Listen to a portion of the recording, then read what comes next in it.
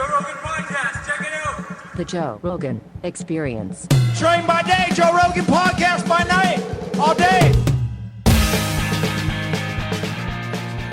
I just really feel like we might have a chance here to like really help some people that were big. You know what I mean? Like that in this pod, we might have a chance to like 1,000,000%. So I brought a bunch of notes about what I went through. So don't look at me like a super nerd today. No, but man, I wanted to make sure I got I want to help people, dude. I never thought I'd lose this weight. I like dude. a dude with notes.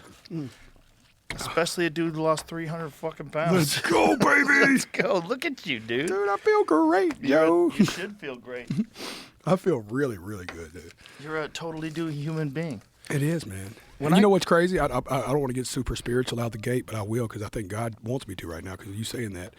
There's a scripture in the Bible that says, in Christ all things are a new creation, which I thought was interesting because it didn't talk about restoring the old. It says that in God, we are a completely new creation. You know what I mean? So like I was looking at it at first like I'm restoring my heart.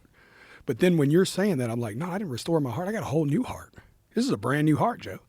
You know what I mean? Yeah. It might be cloaked as the old one, but God touched it. It's a whole new heart, baby. Well, it's a different heart. Every 7 years, doesn't every cell in your body get replaced by new cells? Isn't that what the number is? That's crazy.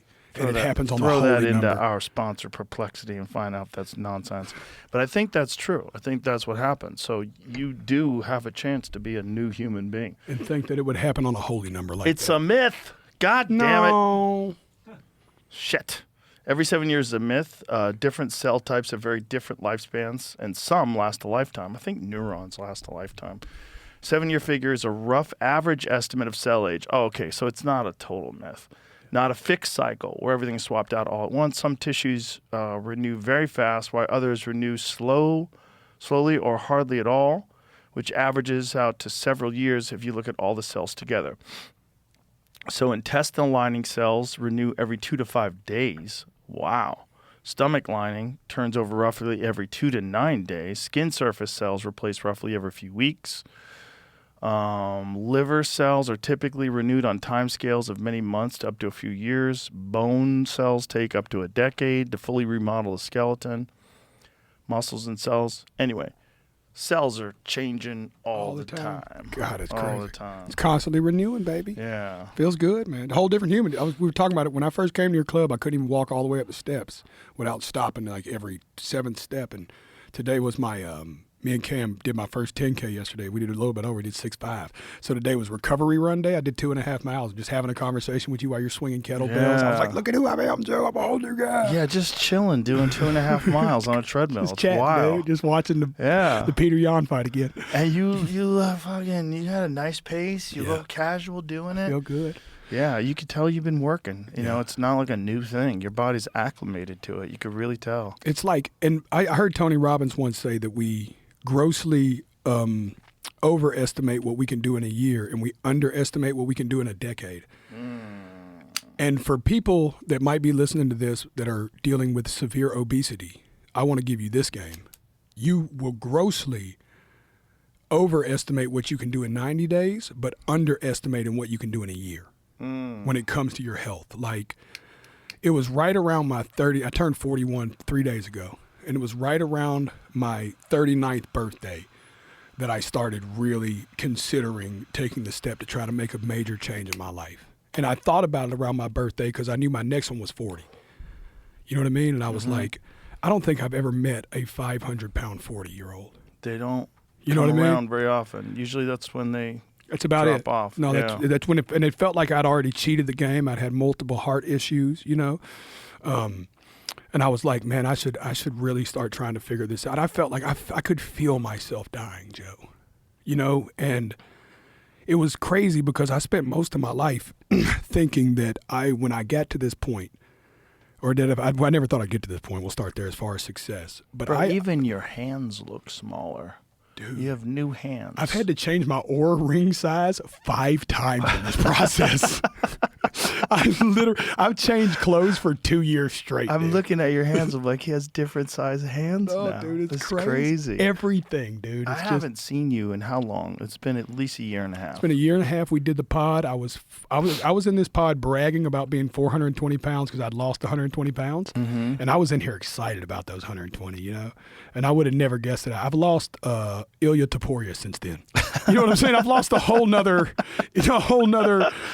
When my chef said it best, he said when Charles Oliveira fell off of Michael Chandler's back, that was what you lost in the since the last time you've seen Joe. It'd be like if a Michael Chandler just jumped off your shoulders. Isn't that crazy? It's crazy, Joe. It's crazy. When I go walk with my dog, I put a 45-pound plate on a pack. And when I get done with the walk, I take it off. I'm like, whew, that ain't shit. Dude. You were walking around with an extra 300 fucking pounds. Cam said this yesterday. It was so funny. He said, you know why you're inspiring so many people? He said, think about how much David Goggins inspired people because he went from 300 pounds to getting in shape. He said, and you've lost David Goggins at his biggest. I'd never even thought of it that way. I was like, wow. I was like, yeah, that's a whole. You lost a whole David Goggins. Dude, my surgeon said I have 35 pounds of skin on me now. Wow. I mean, you've seen it. I showed you my shirt off Wow. stuff. But it's like, it's crazy, dude. That's crazy. Just 5 pounds of extra skin. Just extra skin. That's crazy. It's just hanging off the front of me right crazy. now. Whew. And somebody said, doesn't that hurt? I was like, not as bad as the 500 that was hanging. I'll take these 35 over that all day, dude. Way fair exchange. So what was, you knew you were doing bad. You knew your body was not going to be able to function at that weight for very much longer. And so what was the pivotal moment where you made this decision? This is why I wanted to do this with you. Thank you for letting me have this space, because this is what I want people to hear, is that every time I thought I had a critical moment, it was an emotional moment. So I'd get all fired up. I've been trying to lose this weight my whole life. And I'd yo-yo 50, 70 pounds down, go back up. Me and my nutritionist, Ian Larios, were looking at notes yesterday. I spent most of 2022 between 480 and 560 pounds. Like that year. That's how much I fluctuated in just a year, up and down. 560 so crazy.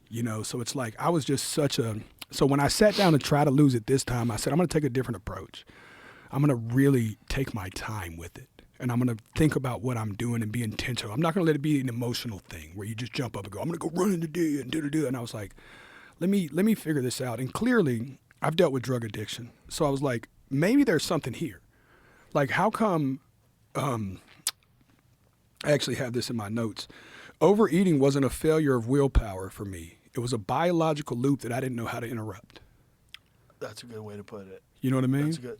The problem with food addiction, as opposed to every other addiction, is that you have to keep doing the thing you're addicted to. It's the only one. And it's everywhere. Yeah. Not that crack isn't everywhere and heroin isn't everywhere, but it's not. I've never. Yeah, there's not heroin on this table. You know what I'm saying? There's a cookie on here no. somewhere, Food, probably. There has been. Yeah. But food is something that you need to sustain you, to keep alive. Like, imagine if you were a gambling addict, but you had to play a few hands of blackjack every day. Every day. That's crazy. Yeah, like you had to. Like you got to play at least two. Stay alive. Yeah, to so stay alive. You can imagine I started, and with that mentality, I said, well, the first thing I'll do is, let me, how can I cut back how much I'm eating?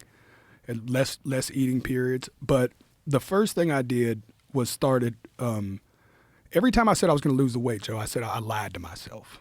We talked about this. Mm-hmm. I would tell myself, I'm going to do this, I'm going to go do that, and then I'd go tell my family that. So the lie started with me, though. There's a big person listening to this right now, or a drug addict, or somebody who wants to change some part of their life that right now is going, I'm going to start next Monday, or I'm going to start Friday, or I'm going to start. They have a start date. And then that Monday comes and they never do it. I told you, I was like every other fat fuck. Even when I finally did it on Friday, I was like, Monday, I'm waking up and changing my life.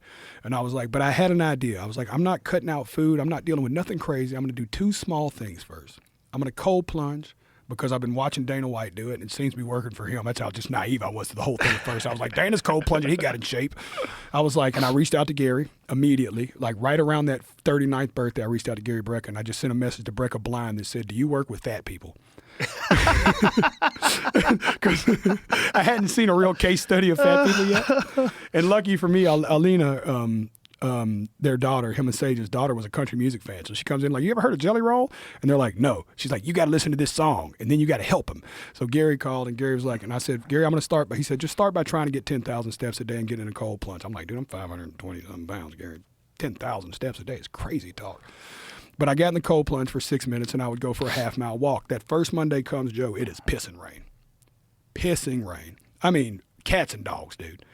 And I wake up, and I'm like, shit. And I've been studying about lying to yourself. That when you tell yourself you're going to do something and you don't do it, your body then starts to know that you don't mean what you say. So now when you tell your body to do something, your body looks at you like, bitch, you ain't never meant what you said to me. Right. You've never followed through. What the fuck you? You think I'm going to run because you tell me to run, dude? You lie to me all the time. And I was in that concept, and I came out that morning dressed up in my stuff, and I was like, man, that rain's pretty hard. And my family, and this wasn't them being a lack of support, Joe. This was just, I think this was me lying to them for so many years. You know, that they wanted to save me my shame again and my embarrassment. And they go, it's okay. I think my wife's like, it's okay, Papa. But my daughter was like, just wait till the rain quits or do it on the treadmill or something. But in my mind, I was like, no, I'm going outside, you know? And I was like, I'm done lying to y'all, and I'm done lying to me. I told y'all I was going to go do this walk, and I'm going to go do this walk. I didn't want to get emotional this early. But I'm good. There's nothing wrong with emotions, brother. I'm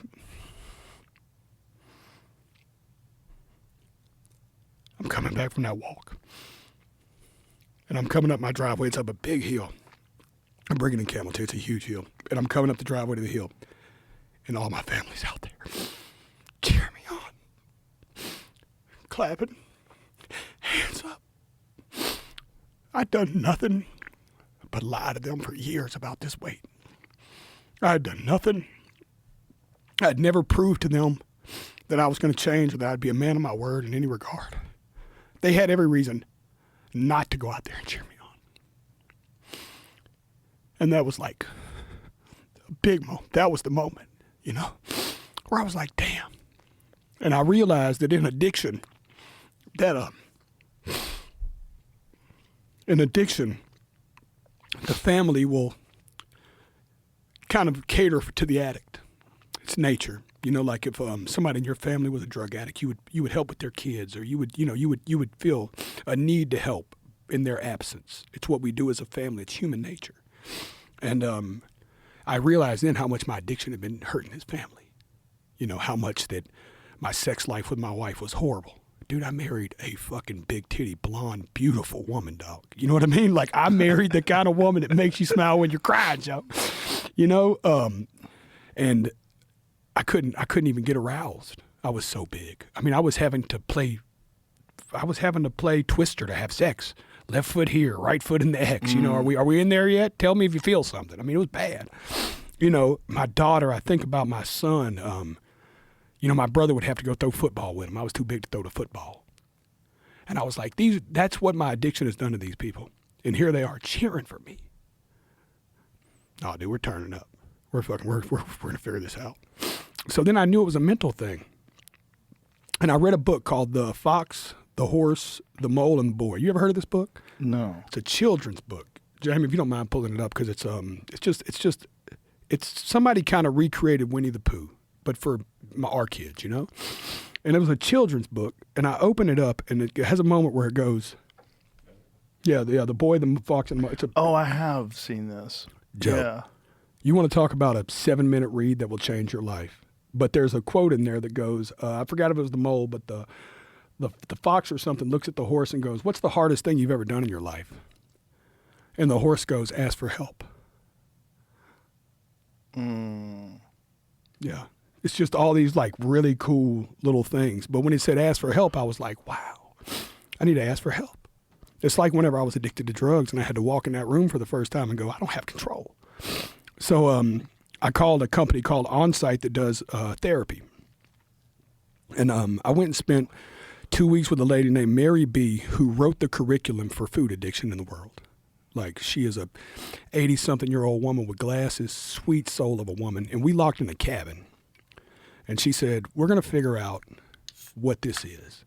And I spent, I'd say maybe 2 or 3 weeks in this cabin with this sweet old woman. And it was like no phone, out in the woods. I walked every day. I played with the horses. I mean, I just went and laid in grass. And it really took me all the way back through all my years. And it was the first time that I didn't just try to rush to lose the weight. I tried to figure out why I was carrying the weight. And that's whenever I figured out that overeating for me wasn't a failure of discipline. I'm a pretty disciplined guy. It was just a biological thing I hadn't learned how to interrupt. I'd been doing it my whole life. It had been my constant go-to for stress. It was everywhere all the time. I was eating I had to start figuring out what I was actually hungry for. Like when we talk about obesity, Joe, there's groups.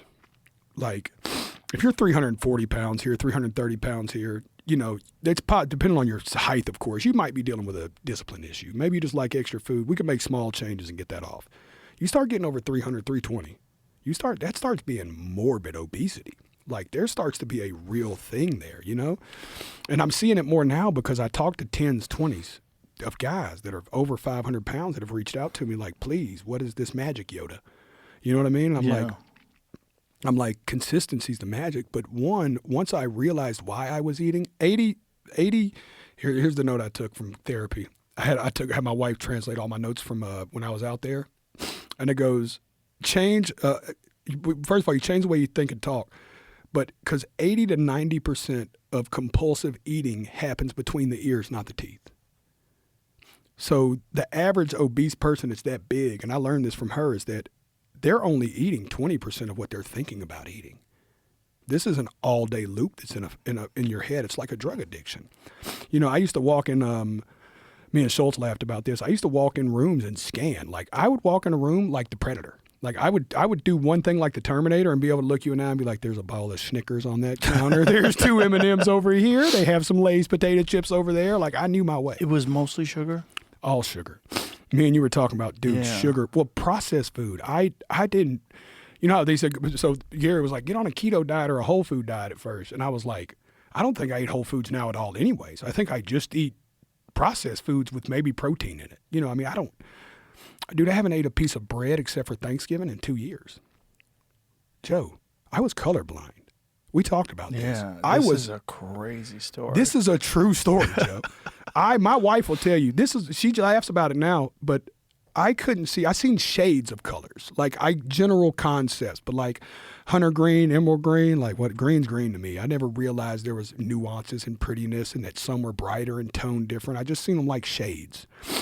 So bad that that's why I wore black. Johnny Cash was a lot of it, but too, I'd always have to ask people, does our shoes match? I was always off. Dude, I'd say 9 months into no sugar, I forgot what it was, but it was a plant at our house. And I come outside and I grab my wife and I go, dude, how long have we had that pretty purple tulip there? Or whatever it was. And she goes, what? I was like, that is the prettiest purple plant I've ever seen. She was like, you've walked by that plant for 2 years. What are you talking about? I was like, there's no way we've had a plant that pretty. I didn't notice it for 2 years. It was bright purple, Joe. I mean, it was screaming holy robe purple. And slowly I started looking around the next few days, and over the next months, I was like, I'm seeing clear color. I couldn't quit talking about it. I bought coloring books. My wife was laughing. This bitch used to have to give me a tie to match to go to court. You know what I'm saying? And I'm in there coloring. You know what I'm saying? She's like, what are you doing? I was like, you want to color? And I've got like 300 coloring pencil sets. I was in a deer blind with Cam Hain talking his face off about a bird yesterday. He goes, I didn't know you like birds like that. I like color. He was like, really? I was like, yeah, I didn't see color for like 20 years. I was like, it is awesome. That is so... It had to have been the sugar. Must have been. It must have been just rampant inflammation through your whole body, massive lack of nutrients. And your body probably was like, fuck colors. Let's just keep this dude alive. That's it. Yeah. Yeah, fuck colors. Just keep him alive. Damn. This episode is brought to you by OnX Hunt. Hunters, listen up. Millions of hunters use the OnX Hunt app, and here's why. It turns your phone into a GPS that works anywhere, even without cell phone service. You'll see exactly where you are, every property line, and who owns the land. You can connect your cellular trail cams, drop custom waypoints, dial in the wind, and a whole lot more. Whether you're chasing elk on public, finding the back corners of your deer lease, or knocking on doors for permission, OnX Hunt gives you the knowledge and confidence to make every hunt more successful. No more second-guessing boundaries, wasting daylight, or wondering what's over the next ridge. You'll know every single step. The best hunters aren't lucky, they're prepared.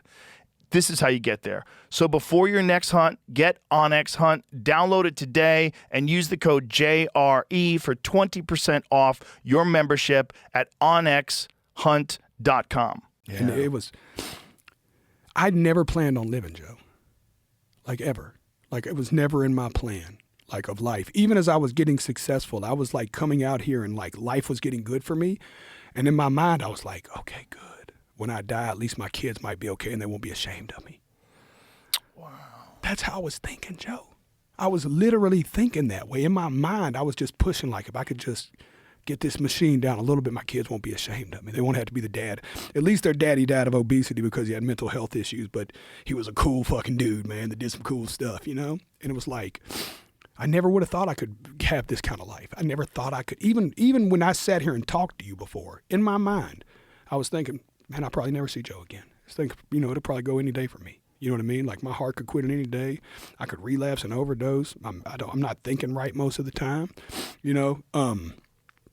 To like sit here and look at you now like, dog, I'm going to be a 70-year-old man with you, Bubba. You know what I'm saying? Like, dog, you know what I'm saying? Like, it's going to be cool. You was talking about my, you mind if I run through these for a second? Yeah, please. Well, let me preface this. So, because I want to talk about the labs. You were talking about my inflammation. But I got with Gary Brecken. I did a blood test. And this is something else I encourage big people to do. And your basic provider will pay for it more often than not. If you have just like a standard insurance, just tell them you want to run it, just standard blood lab. But tell them instead of just your A1C, this is important, you want to see your insulin level. Because I was diabetic, but I wasn't insulin resistant. So my diabetic marker, when I first got checked, was a 6 point, my A1C was a 6.4, okay?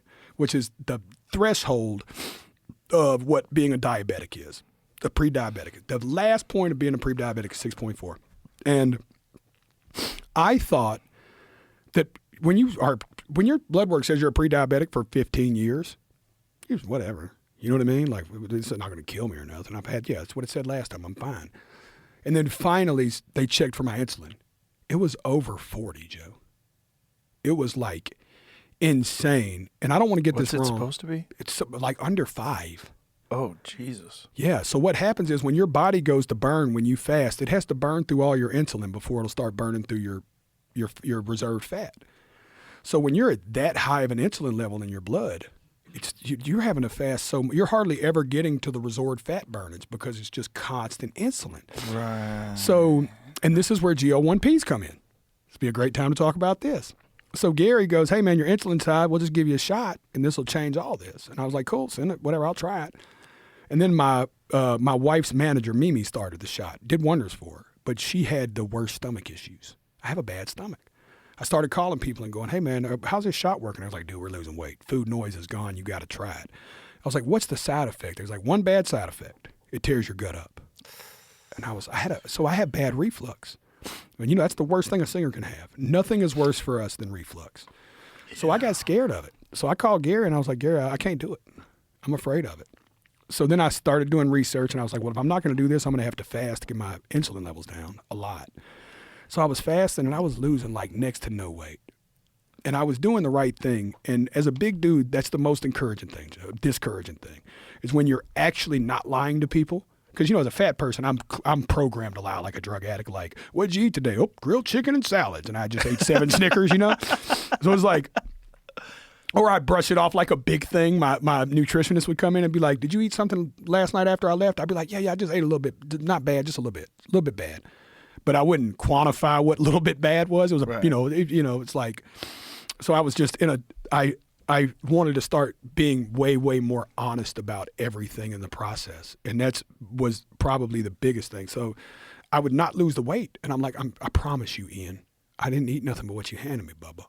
He's like, just stick with it. And I just stayed with it. And then Gary got turned into Gary Brecken and took over the world. And I was lucky for me. I bumped into your friend, a guy named Brigham down here in Texas.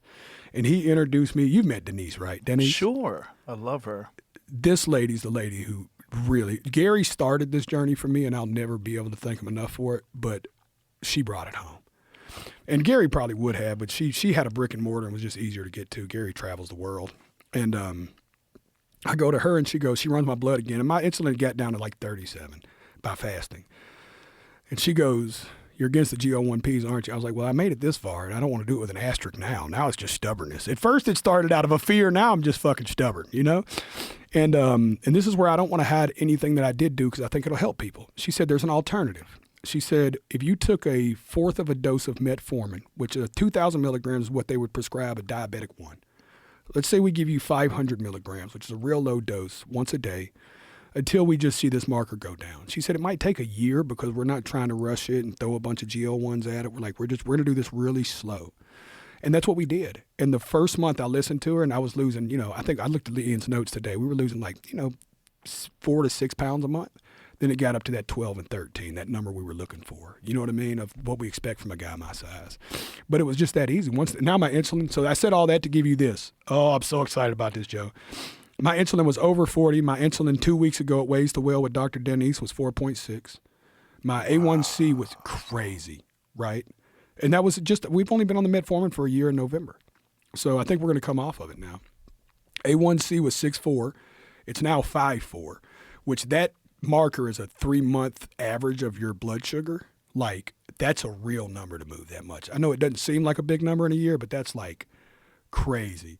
My C-reactive was like in the 6s, and it's 1.2 now. That's an inflammation marker. Vitamin D, while I was getting sick all the time, was a 28. Vitamin D's at 100. This was the big one, too, and this is where you say, "Are you natty?" I say, "No, sir. Absolutely not. I'm a 40-year-old male. There's no way I was going to be natty." My testosterone was one of a pre-juvenile child when you're that big. Wow. It was in the 50s. Jeez. And it should be in like the 750s. Yeah. My free test was 2.3, Joe Rogan. Oh my free test. You know what it is today? 149. You remember that problem we talked about with my wife? Yeah. Not anymore. I'm walking around the house like a tiger. I'm throwing her over my shoulder like a caveman and throwing her on the bed every time I see her. You know what I'm saying? It is awesome. Wow. And it changed. And I encourage people that if you can get your blood checked, there might be something there. You know what I mean? It might not be something big. I still could have lost the weight without the metformin, but it might have took another year. You know what I mean? If I would have just had to keep nicking it down a pound a week because I was just having to get that insulin down so slowly. And that helped a ton. And the test, of course, helped because my estrogen was so high, my test was so low. Finally got the estrogen down and the test up so the fat starts burning. I'd done the mental work. I'd started really figuring out why I was eating the way I was eating. Because once I recognized the pattern, my 3 R's changed it for me. It was reset, reconnect, reengage. So every time I would go into my pantry to eat something, because I'm a binge eater, I'd stop. My therapist taught me this, that on-site. I'd stop and I'd reset. So I'd step out. First thing, get out of the pantry. I have no business in here. Bad place for me. Go somewhere I'm safe where I can connect, near my wife or somewhere safe. Reconnect. What was you in the pantry for? What version of you, what storyline of yours walked in that pantry? Was it 15-year-old Jilly that thought he was a gangbanger and thought he was a thug that was just trying to be cool, that was actually a sad little boy that couldn't connect with people? Is that the boy that just walked in there and tried to eat some cookies? Or is this a 35-year-old man or a 39-year-old man that's stressed from work? But I tell you what you're not in there eating the cookies for is because you need them. You just ate a great meal. You feel fucking awesome. You know what I'm saying? There's nothing about that cookie that's good for you. And also, Jason, not a one cookie kind of guy. You know what I'm saying? You're going to go eat the bag of cookies, And then I reconnect, then I reengage. Because sometimes you go through all that and you go, you know what, though? I was thinking in there, but I do need to go grab the salt. Just go in there and grab the salt and get out. But where I'm so programmed, it's back to old storylines. I walk into I've been going into the pantry to eat bad for so many years. I walk in there and forget what I'm in there for. I have to, because if I sit there long enough, then it's like, oh, well, there's some stuff that you can eat that does nothing. If you just want to munch on something, man, get some celery and some radishes. Those motherfuckers have 0 calories. Raspberries and blueberries were a big one for me. That's they don't good. have 0 calories. They have calories. But you could eat but it's actually good for you. A bucket of them before you get into the hundreds of calories. If you want to have some raspberries with some salt on them, or not some raspberries, rather some radishes with some salt on them and some celery, There's nothing in that. You just eat it, and you don't have to worry at all. You're just getting some fiber and some nutrients. Pickles. Pickles are great. Pickles are another one I'd get on to. And also, like, if you get, like, good fermented pickles, they're actually good for your gut. Yeah. I did all the cheats early. So, like, but when I say cheats, like, I was hungry, so I'd go to my nutritionist and go, hey, man, just feed me whatever looks like the most food.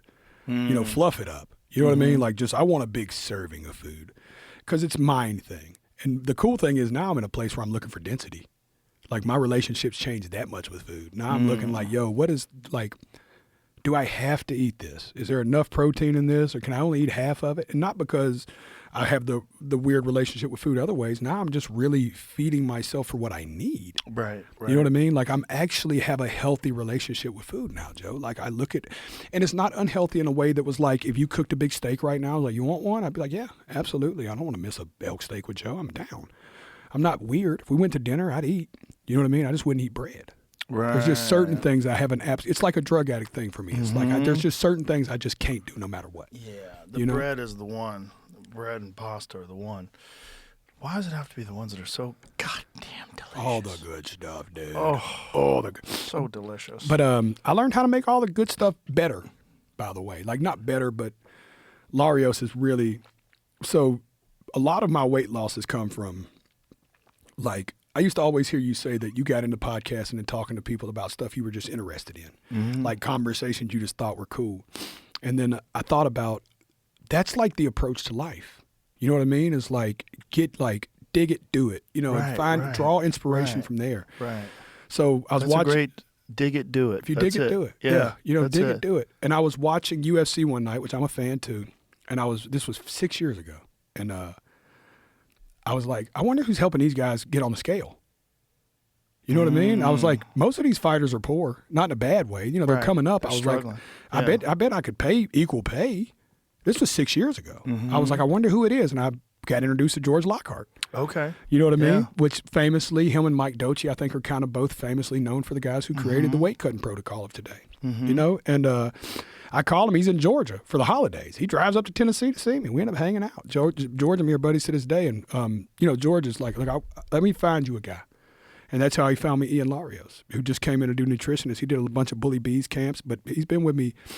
People say, I had somebody tell me this, Joe. They said, well, of course you lost the weight. It's easy. You got money. You know what I mean? I was like, buddy, money can't make you run these 6 miles. No, everybody who says that is just making an excuse for why they haven't done it themselves. You can never say, of course you did it, you have this. Just fucking do it. Just go do it. Just do it. And yeah, it's going to be hard. And especially if your hormones are all fucked up and your insulin levels all fucked up, it's going to be hard. But you can do it. Well, the biggest thing, too, is stick with it, Joe. Yes. That's my heart, y'all. It's like, it's all momentum. that's why I said give yourself 1 year, not 3 months. Because if I'd have gave myself 3 months, I'd have been upset. I didn't lose enough weight. It didn't go the way it's supposed to go. I'd have went back into my shame spiral. We were talking about this. My whole thing was stress, overwhelm, food, shame, repeat. That's what I did. Yeah. I lived in that spiral. Yeah. You know what I mean? And it's like, oh, I've been working hard. I'm not getting it. Sad me. I'm going to go to the pantry and punish myself. You know, I'm never going to lose this weight. Where it's like, if I'd have just waited for the year and really said, no, man, I'm going to go birthday to birthday. Which is why when me and Cam ran on this birthday of mine, it was so important to me because I was like, 2 birthdays ago was the first day I even thought about changing my life. You know? And even last birthday, I was 380 pounds. And now this birthday, I'm running a 5K with Cam Haynes. You know what I'm saying? Like, dude, y'all can change it. If you hated your birthday this year, just give yourself a year. You know what I mean? You can have a whole different birthday. It's hard for people because they want immediate gratification. You know, they really want it all to happen immediately, especially in the society that we exist in today, where everything, I mean, this is why GLP-1s are so enticing for people because you can get immediate gratification. You know, and sometimes you got to focus on little victories. These little tiny victories. Today I didn't eat cake. That's it. That's a little victory, you know? And momentum is everything. It's like that first day when your family was cheering you. That's what it's all about. It's all about you did it. You went out in the rain when you didn't want to. You did it. You came back. Now you've got momentum. You have that good feeling of success, and that will enable you to continue to chase that good feeling. That's the good addiction. Right. I'm clearly addicted to exercise. If I take a couple of days off, I don't feel right. Right. If I take a day off, I feel weird. I feel squirrely. Like I got all this extra fucking weird shit. Leave me alone. You know what I mean? I get need to blow weird. this off. I get weird, man. I get weird. I feel weird if I don't do it. And I know people are like, that's horrible. Something wrong with you. Sure. But it's a good thing wrong with me. I'm addicted to a good thing. Right. I'm That's addicted. I'm addicted to staying healthy. Yeah. You know. They say addicts addiction swap. Oh yeah. Yeah. I've never had a bad addiction, fortunately, but I've had a bunch of addictions. You know, I've had like video game addictions. I'm addicted to playing pool. I was addicted to martial arts, but I've been addicted to like things that are beneficial. Luckily, luckily, but I'm scared of all the other ones. I know it's the same thing. How much of that do you think has played a part in your environment and friend group? It's huge. Because if you can get around a bunch of other people that are addicted to good things, then you're all just doing good things, and you're all feeding off of each other. Yes. Yeah, it's everything, man. You imitate your atmosphere always. This is why I can't be around negative people. I'm too sensitive, and I'm around negative people. First, I try to help them. Then I try to coach them. Then I try to see the world through their eyes. And then I'm reacting to them. And then I'm like, fuck, man, you're not helping me. I'm not helping you. Right. You're just dragging me into your vibration. And I don't like it. And if you don't want to change, there's not much I can do with this. And so I got to just ghost you. Yeah. I got to separate. Because if you save a drowning man, sometimes you can drown yourself. Right. And there's a lot of people out there that have wasted years and years of their life in toxic friendships. Yeah. With negative people. Guilty. That's what made me bring it up. Easy to do, man. It's not a mark on your character. It's a normal thing that people do. And when you're around a bunch of people that are positive and that are inspirational, then all of a sudden you start holding yourself accountable. You're like, what would David Goggins do? Right. What would Cam Haynes do? Yeah, what would Jocko do? And then that's a good thing. What would Rogan do? Yeah. I know you don't like it when we give you compliments, but we think about it. Yeah. I said that because, I wondered if that was for you, because the biggest thing, too, my note here is new playground, new playmates. You can't heal in the environment that hurts you. Yeah. And it's I started praying for new friends 5 years ago, on my knees to God directly. God, I've done everything I can for every friend I brought with me along the way. Everybody who came with me can't go with me. Everybody's not growing at the rate I'm growing. Right. I need new friends. I'm hanging around, when I was cheating on my wife, I was hanging around people that were cheating on their wives. When I was drinking tons of alcohol and doing tons of cocaine, I was hanging around people that was doing tons of alcohol and tons of cocaine. Yeah. So I'm like, I want to change. Right. Send me some friends. Send me some new interests. Mm-hmm. And then I'd start bumping into, I guess 6, 7, whatever it was years ago, guys like Cam Haynes, guys like Goggins. And I didn't realize it then when they came into my universe. It was just from a distance in a YouTube channel, oh, this dude's fucking nuts. Who's this guy screaming at the camera, running all these mouths? Yo, who is this guy that won't quit his job, that is the greatest bow hunter ever and runs ultra marathons and is refusing to quit his job? The internet's campaigning, quit your job, Cam. Yeah. You know what I'm saying? I was like, who are these guys? These guys are awesome, And even then, that's where the little scared kid of me comes out. Oh man, but you can't do that, dude. You know how far you are away from even being able to talk to a guy like that, or being able to run, or you're just too far. You even down to bow hunting. I'm a felon, so I'm not allowed to possess a firearm or be within 1,000 feet of one knowingly. So I've never been able to hunt. Well, I didn't think about the loophole. Y'all know it. The bow. Yeah. Yeah. I can bow hunt. Yeah. But also then you're 500 pounds. So it's boy, am I really going to bow hunt? You know what I mean? Right.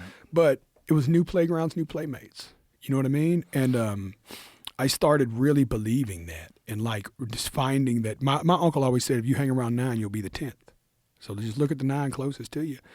And even if it wasn't a friends at first, it was just me being inspired by different stuff. Back to digging it, do it. You know what I mean? Dig it, do it. And I got into this. I was into I signed up for the Two Bears 5K because Bert was my friend and I thought their podcast was funny. I never even met Tom. You know what I mean? Crazy. I was like, this is a cool way to do it. You know what I mean? I'm on the internet, 500 pounds, waddling down a back road I'm going to my first 5K in May, everybody. You know what I'm saying? It's and I'm ready. And I call Cam because we're friends by then, and I'm all excited. 470, walking my first 2 miles, a mile that day or whatever it was. I walked a whole mile. Called Cam. I'm doing a 5K. Cam, I'm going to come support you. And Cam and Philip Franklin Lee walked that 5K with me. It took us an hour and a half, Joe. I mean, listen, I'm surprised Cam could have rolled faster. He could have crawled. You know what I'm saying? We watched both of his kids run by us 3 times in jeans. You know what I'm saying? And but that's like, it goes back to changing your friends. Like, it was a guy that wanted to lift me up. A guy that Cam used to tap me on the shoulder when I was 500 pounds and go, dude, we're going to bow hunt one day. I'm going to take you bow hunting, dude. And I would remember thinking, this motherfucker's crazy. You know what I'm saying? Like, there's no way me and this dude are ever bow hunting, you know? And we're bow hunting. You know, I just came out of a blind this morning. I've been down there bow hunting with Cam, ran my first 10K with him yesterday.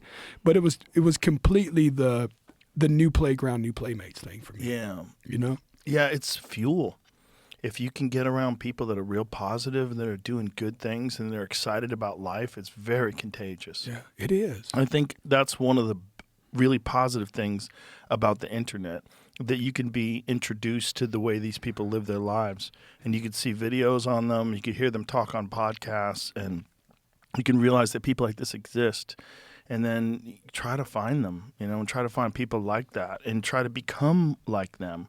You could assume those positive attributes, and you can incorporate them into your life. It's completely possible. For sure. Yeah, and it's real. I mean, I did it. Somebody is listening to this right now, and as crazy as this is going to sound, I was you 8 years ago. I was listening to the Joe Rogan podcast. It was the beginning of me starting to be like, what I put in my body comes out. What I eat, I shit. What I drink, I piss. What I hear, I believe. yeah. Yeah. And then I realized I was listening to a bunch of true crime, a bunch of negative stuff on my phone all the time. I was watching fist fights at bars. Like, this was my algorithm. You know what I'm saying? You know what I mean? My algorithm was just completely fucked. Yeah. So it's like, okay, I need to start changing I need to find cooler stuff to put into my algorithm. Things, more knowledge, learning stuff. Tell me, what have you done with the phone thing? So the phone thing is interesting. It's been real interesting. I got one now. I got one 2 months ago. I took a year. So part of the weight loss, I took a year off of a phone completely. Well, you know, I used to get drunk and give my number to everybody at the bar. So I would wake up after an award show and have like 3,000 unread text messages of people like, congratulations. And I was just like, oh God. I was missing like big messages, you know? Yeah, that's a problem with me. Yeah. I got that problem. Yeah, I could imagine where you look back and you're like, the president texted me. No, not me, but I bet that's happened to you where you're like, I missed an entire text from somebody of that stature, you know? And you're like, dude, this is crazy. And I was like, I think that I was using it as another way not to connect. I have an avoidant personality, like I'll isolate, or I can do it just right in a room full of people if I hop on the phone. And I was just like, man, I want to be more present. You know, I remember sitting doing stuff with my son and daughter, and I was like scrolling Instagram, once again, watching bar fights. You know, nothing that was helping. You know what I mean? I was like, I'm just like completely disconnected. It's another addiction. Really, it's another. Yeah. And with my personality, I got to watch those. Yeah. So I got a phone 2 months ago, and I just didn't put social media on it. Yeah. I have YouTube because that's my app, and I trust. You know, YouTube is where I get good stuff. Me It doesn't too. give me 60-second burst of shit I don't need. It gives me long form of good stuff. You know what I mean? I find channels that I like really dig. And it's like back to new playground, new playmates. I know I'm super late to the party. Never heard of the Outdoor Boys until last year. Okay? Whoa. I've been missing a whole new thing of life. You know what I mean? He's back, right? He's doing it again. He's back-ish, yeah. He took some time off, right? Yep. I think he felt like Got overwhelming. Yeah, the success of his channel got too crazy, and Too fast. he didn't enjoy the pressure. But you know what I think he was doing? You want to speculate a little bit together about Okay. this? I think he was doing the coolest dad thing ever. Because he goes on there and goes, look, this has been a little overwhelming for me and my family. Me and my wife are out of this. And frankly, I got 2 boys that want to be YouTubers themselves, so I think I'm just going to help them. And I follow his son's channel. His son's got 3,000 subscribers. He camps by himself like his dad did. He's 12 years old doing solo camping trips. Dude, his name's Outdoor Tom. So it's like, That's and he's been crazy. posting. And his dad's on his channel. So I think the dad just built his channel, got big, and was like, dude, I think I'm just going to leave this legacy for the boys, man. I'll just help them out. But he's kind of been poking his nose back around here and there. And Well, he I helped think- his friend out that had yes, cancer. I that's what thought I'm that was the talking about. coolest thing. Yeah, What that's- was the name of that channel, Jamie? I don't want to blow this. They deserve a shout out because that was really cool. My Life Outdoors. I think. Yep. My Life Outdoors. And so that was a recent video that they made. Yeah. Yeah, he's a very interesting guy, you know? I wish he'd come talk to you. I would. if he was interested, I'd definitely have him on. I really I watch a lot of those shows.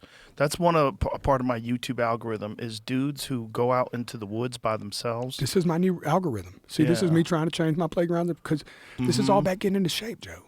Like now, I don't look at that as an unachievable task. I look at that like next winter, me and Cam are going to go hunt somewhere. We're going to take a fucking tent. You know what I'm saying? And we're going to go out there and get lost in the woods. Camp on your back. I think we can do it, dude. Like, you I think I'm going to be in definitely shape can do enough to do it, you know? Well, you're probably in shape enough to do it right now. I'm only going to get better, Joe. Yeah. No, I mean, I watched you on the treadmill today, man. You're in shape to do it right now. Thank you. Yeah, you could do it. It's that's a beautiful thing, man. It's a really beautiful thing. And just to be out in the woods like that I think it's like a form of vitamin that people haven't recognized yet. It's medicine. Yeah, there's something to it. I mean, that sounds hokey and new agey, but I'm telling you, man, if I don't get my time in the woods at least a couple times a year, and I really want to do it way more often. I just can't. I'm just too busy. But it empties all the bullshit out of my life. The mountains don't give a fuck what's going on in your life or how many likes your last fucking social media post got or who's upset at you. They don't care. You know, the mountains are the mountains. Those animals don't give a fuck if you just won the Grammy. You know, they don't give a shit. No. Oh, Jelly Roll's here. Let me offer him my vitals.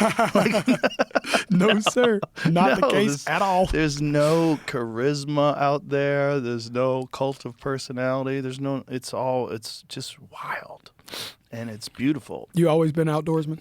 No, I used to fish when I was a kid. I used to really love fishing. And, then I got away from all of it for a long time until Ranella took me hunting. And that's when I got that mule deer, that one that's sitting on the table right there. That was the first animal I ever shot. Bow or rifle? Rifle. That was a rifle. And then Cam took me on my first hunt with a bow. I got a black bear. That was your first hunt as a bear? Yeah. God, I'm trying to get him to take me one of those in May. It's good. And I want to do elk next year. Bear is a good one because, first of all, it's scary, which I think is good. And dude, that's fucking and there's something about Joe. Eating a bear that's just wild. They're kind of fatty, right? Feels crazy. Well, not that bad. I mean, they definitely have a lot of fat on them. They taste good. That's a big misconception. I mean, I've never eaten a grizzly bear, which I've heard are pretty rough. But my friend Ryan Callahan just shot a grizzly bear, and he says it's delicious. I think the thing about a bear that's a little daunting for a lot of people is trichinosis. And you have to cook a bear like 100 and I think the number is 160. I think that's what it is, where you got to make sure that meat is 160 degrees. Yeah. So you don't get any parasites, because trichinosis is rough. God, I can't believe your first bow hunt was a bear. I'm on my first bow hunt as we speak. Yeah. And it's for a deer. And I needed to do this if I'm going to see a bear. I am out there, I mean, stomach and heart and stomach and pants. Well, I think Cam took me bear hunting because in Alberta, the way they do it, they do it over bait. So they set out oats and they use beaver carcasses and all these different things so the animals. And people are like, oh, that's cheating. Listen, there is no other way to find these animals in Alberta. You're talking about dense forest that looks like a box of Q-tips. Like, you can't see shit out there. You're not going to find them before they see you coming or hear you coming or smell you coming. If you want to hunt them, you have to use bait. Or you have to use dogs, and that's how they used to hunt them in a lot of places. They used to tree them with dogs, and then people would shoot them. And people are like, well, that's horrible too. But you have to control their populations. If you understand wildlife biology and wildlife management, you must control the populations of predators. And then, like John and Jen up in Alberta, where they took me, they know how to cook bear, like really good. Jen is an excellent cook, and she'll cook a bear roast, and she rubs it down and puts it in a Traeger, and they'll slow cook it for 12 hours. They're smoking the bear. Was it the bear you killed? God. You get to eat that one? We definitely ate some of that too. And there's another thing that Ranella taught me called bear candy, which was great. It's like basically it's like Chinese food. It's like sweet and sour bear. Wow. It was really good. Yeah. And then Cam brought over some bear sticks. He gets some meat sticks made at this one butcher that he goes to, this one meat processing place. But bear is the misconception is that bear tastes bad. It does not taste bad. It tastes like beef. It tastes like a weird beefy kind of animal. Here's a weird fun fact. When settlers or the pioneers first were making their way across North America, they didn't eat deer. They were eating bear. And they were using deer for skins. So a deer skin was worth $1. And that's where the term buck come from. No fucking way. Yes. The term a buck comes from the price of a deer skin. No, and Yeah. they were just throwing the meat away. Exactly. Wow. Yeah. How long ago was this? The 1700s, Okay, is that long ago? 1800s. They didn't know any better. Wow. Not only that, all those buffalo that people shot? Like, buffalo is like very expensive meat. It's delicious. It's fantastic. I think it's superior to beef. They didn't eat the beef. They didn't eat the buffalo. They were Wow. eating their tongues. They were killing them initially for their tongues, and then they would pickle the tongues and send them to New York. And people in New York were eating pickled buffalo tongues. Wow. They were Yeah. throwing away thousands of pounds of buffalo, good buffalo meat. Yeah. Oh, Whoa. my God. Thousands of pounds. And then they started using their skins. So buffalo hides became valuable. But it wasn't the meat that they were after, which is crazy because they basically almost made them extinct. Right. They came like within a hair's breadth of making bison extinct in North America. God, just by giving away tongues. Well, also because they opened it up to the market. So market hunting was a giant problem with wildlife in North America. So what that means is they didn't have refrigeration back then, right? So you needed a constant supply of meat. And you could salt things down and transport them that way, and there's a bunch of different ways to avoid the breakdown of bacteria, but essentially there was no fucking freezers. And so market hunting almost wiped out all the whitetail. It removed elk from most states. The states that have wild elk right now are a tiny handful of the states that used to have elk in like the 1600s, the 1700s. It's all the settlers came from, wherever, and they shot them all. Wow. And they shot them all and brought them all to market. That was a lot of it. Yeah. And so then they made market hunting illegal.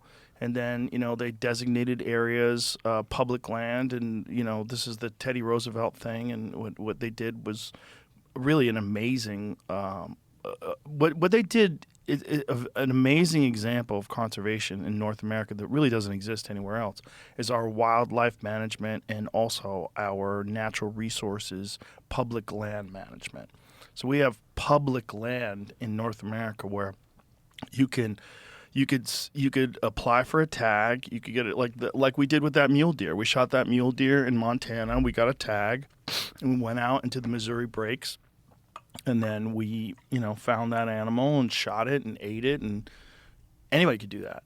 It's part of you being an American if you fill out the right paperwork and pay for the tags, and all that pays for the management of this land and for wildlife biologists and park rangers and all those kind of different people, that game wardens that help keep all this stuff managed. Wow. See, I didn't even know you could hunt public lands until recently, whenever Cam and them were fighting back about the bill that was trying to get rid of some of it. Yeah, man, they were trying to sell off some public land. Yeah. It's a fucking dangerous, slippery slope, Yeah. and you can't let that happen ever.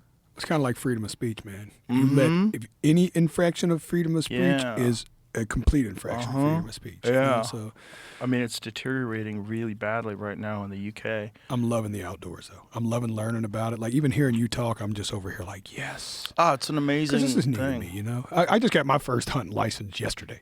You know what I'm saying? Day before yesterday. So it's a big deal for me. That's awesome. You want to hear my first big amateur mistake I made? Sure. This is a good one. I told you one of them, but I'll tell you the one I didn't tell you because it's way better. I'll save this one for the air. We're in there the first night, and it's like it's not nippy, but it's like when the sun went down, it was cool, but it was still, I was so adrenaline up. The first night, a doe comes out, Joe, and I thought I was going to shit myself. I mean, I had to stand up. I farted. My stomach was bad.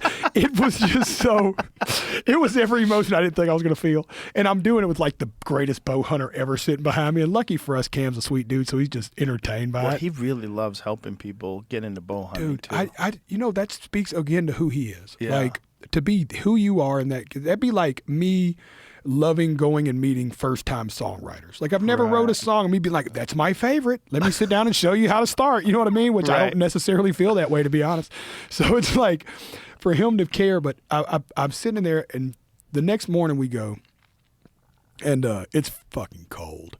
And I'm shaking anyways because, I'm nervous. And I'm shaking because it's cold. So when we go back that night, I bring my hoodie in case it gets cold, but I don't put it on. And we're sitting there, and as soon as the sun goes down a little bit, it gets cold in that blind bubble. Yeah. And I'm sitting there like... Well, you're also not moving. That's not a moving big thing. If at you were all. walking around in the cold, that's a different thing. No, we're just sitting, and I'm like... Yeah. And I'm like, cold. And I don't even think about it. And now, keep in mind, there's 2 does in front of us, and there's a buck maybe 80 yards away.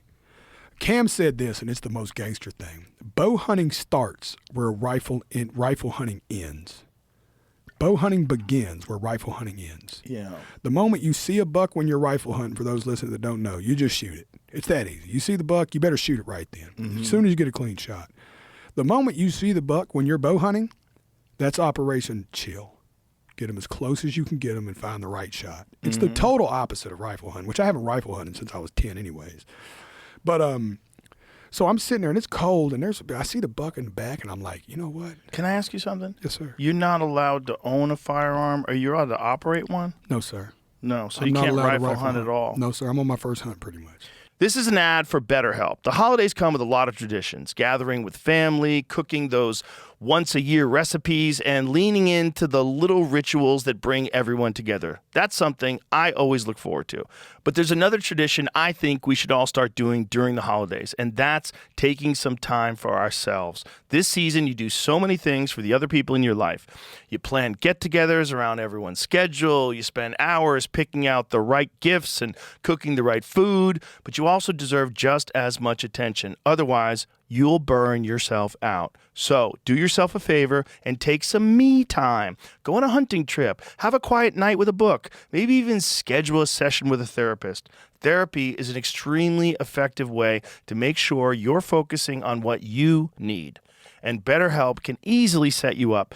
They have access to a wide network of fully qualified therapists, and they do a lot of the work for you. Even if that first match isn't a good fit, you can easily switch to another therapist. This December, start a new tradition by taking care of you. Our listeners get 10% off at betterhelp.com/JRE. That's betterhelp.com/JRE. And is that forever? Well, this is interesting. This is a slippery slope for me. I am up for a pardon this year. My paperwork has been sent into my governor, and he considers pardons in every December. So every day, I'm just kind of praying. You know what I mean? But even if he gives me the pardon, unfortunately, Tennessee has a zero forgiveness policy for violent offenders. So I would be pardoned, but I wouldn't be adjudicated. What's it called? When they Exonerated? Exonerated. I wouldn't be. The charges aren't completely gone. So what I'd have to do is, and this is my hope, is that my goal in this is that I want to reach out to legislation eventually, and go, hey, like if nothing else, I'd like my right to hunt. Like it's done a lot for my mental health. It's done a lot for my physical health. Like it's been being able to start going on that first bow. These are little markers that I put on the calendar. You know, when I'm 400-something pounds and I'm like, all right, next year, Cam said he's taking me on my bow hunt. I got to get there. You know what I mean? Like, all right, next year, I'm not going to run that 5K in an hour and a half. I'm going to do it in 45 minutes. You know what I mean? Like, these are those markers. So I want to go to them and go, look, I understand if you've ever raped somebody or killed somebody, but I think that there should be some path to redemption. Even if it takes 30 years, put something unrealistic up there. You can't get a speeding ticket for 20 years, but like, I think it's important for people to have a path to redemption. I'm a redemption guy. And if God didn't just show me so many paths, you know what I mean? Then I think it's one of the more beautiful aspects of Christianity, right? That it does offer you a path to redemption, like a true legitimate path where you can become a different person. Literally. Yeah. And people not judge you on the old person anymore. Judge you on the person sitting I in front get of it them. for the public safety aspect of it. It's hard to know if a person's redeemed themselves. I get that. It's hard. And if you Yeah. make the wrong decision, man, I couldn't bear the burden of your conscience of that neither. Right. But then you do have cases, and I know I'm not the only one, of people who have, like, even little things like, I mean, outside of hunting, Joe, it's not that I'm a big, I just wish I could protect myself. Right. You know what I Yeah. mean? It's Yeah. like I'm $1 million plus a year in security. I'd cut that bill in half tomorrow if I had a right to carry. Right. You know what I mean? For Right. sure. You know, but at least let me hunt. I mean, my heart's right. I just want to feed the family and go out and spend some time with the boys and do some population control. If we don't kill them deer in Tennessee, they're taking over anyways. You know what I'm saying? I'm sure It's you bad. got a lot down there. They're not like these monsters down here, but they're everywhere. Yeah. You know? Well, that place that you're at is a particularly unique place. There's Cactus some Jack. giant deer. Dude, it's called Hunt Cactus Jack. Or it's I found this out. Do you remember the old vice president from here was called Cactus Jack? No. Will you look this up, Jamie? This is a cool story. So the vice president, I think it might have been during Roosevelt's term, maybe even, or one of those, maybe Teddy. But his vice president was a Texas governor or something. And the guy was famous because he's the one who tried to make the cactus plant the Texas state plant. So they called him Cactus Jack because of that. And then Cactus Jack, Yeah, here here it is. There That's he Cactus is. Look Jack, at him. dude. Look at him, dude. He looks like a cactus. He looks like Cactus Jack. Yeah, Wow. Jim Nance Garner. Wow. Yeah, he was a lawyer, longtime congressman. He was the one who tried to make the cactus as the state flower for Texas. Wow. Yeah. Who was he a vice president to? Roosevelt, yeah. The effort failed in favor of the blue bonnet, but Cactus Jack moniker stuck with him throughout his long political career. So Wow. so when he opened this place, how many years ago, the guy who bought it from him was super excited. He told me the story last. Look at how gangster that is. That's Cactus Jack, dude. Cigar with 2 pistols. Yeah. Yeah. God. No, we could never get away with that right now in politics. I know, right? But Cactus Jack, but the ranch is great. The guy who owns it, Mr. Jerry, was telling me the history of it last night. They kept true Texas deer genetics. A lot of the Texas ranches will have import genetics. Mm-hmm. And he was like, Cactus Jack was big about making this a tried and true Texas ranch. And he is dead set on dying by keeping it that way. This guy, Jerry, that owns it. Well, it's like, especially South Texas, hunting white-tailed deer is like a religion. It's a religion, dude. Yeah, it's a big thing for those folks. Big deal. And to grow big deer down there and to make sure that you manage the genetics correctly, like you don't shoot any animal that's under like 6 or 7 years old. And there's a place that I hunt in Utah that does that with elk.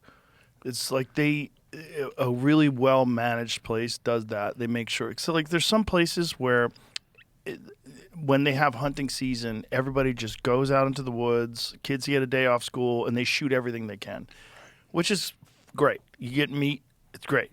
But the problem is if you want very impressive animals that are mature, which is also better for the entire genetics of the herd, because these are the animals that have lived a full life, they've spread their genes, and then you shoot them at the end of their life. So they've had a long, full. And by the way, when you're getting an animal that's 7, 8, 9 years old, they really don't have much time left. Well, they were telling reality. me, you're so right about that. They were saying some of them, they'll try to wait and let them have another year, and they won't make it anyways. Yeah, they won't make it through the winter. Sometimes they'll just, they just won't make it. He said, so they've, they're dead. This guy is doing it. I mean, obviously, I'm not the case study. Cam should talk about it because I've been on one hunt. But the deer I see on my property back home compared to these deers would eat those deers. You know what I'm saying? Like these deers would fuck those deers in the butt.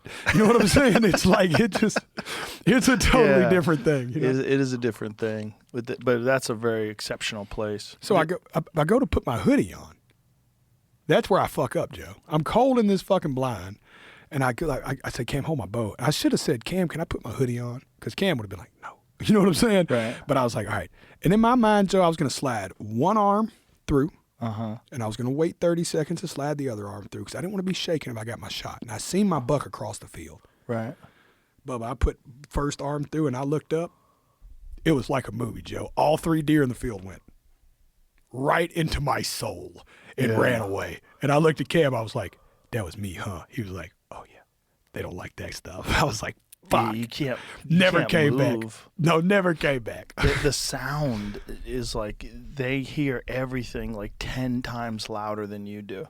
Look at their ears. Oh. Their ears rotate and turn and do this. Those are antenna listening for predators. No. So they hear the ruffling of clothes. They're like, what is that shit? They were like, that's a human. yeah, that's a like, fucking human. And when they're down there, that's the main predator. yeah. The main predator is us. No, You know? it was amateur hour at the Apollo, dude. At least Cam got a hoot out of it. I learned a big lesson, of course, too, you know. But Bro, they look at you too. When a whitetail busts you, they look at you like it's a weird look. no, it's almost like when I say they looked right up at me, Yeah. Joe, it was like from feed to eye contact with me. I was like, oh fuck, you know what I'm saying? I felt like a deer in headlights. I was like, Yeah. oh shit, he got me. Well, people put felt on the rest just so that when the arrow slides, it's not making any sound. God, you got to be real slow in how you draw back. But that's something else. It's like rifle hunting, which I can't rifle hunt, but we have a bunch of stands on my property, and I'll go sit in them just to watch deer with my little boy.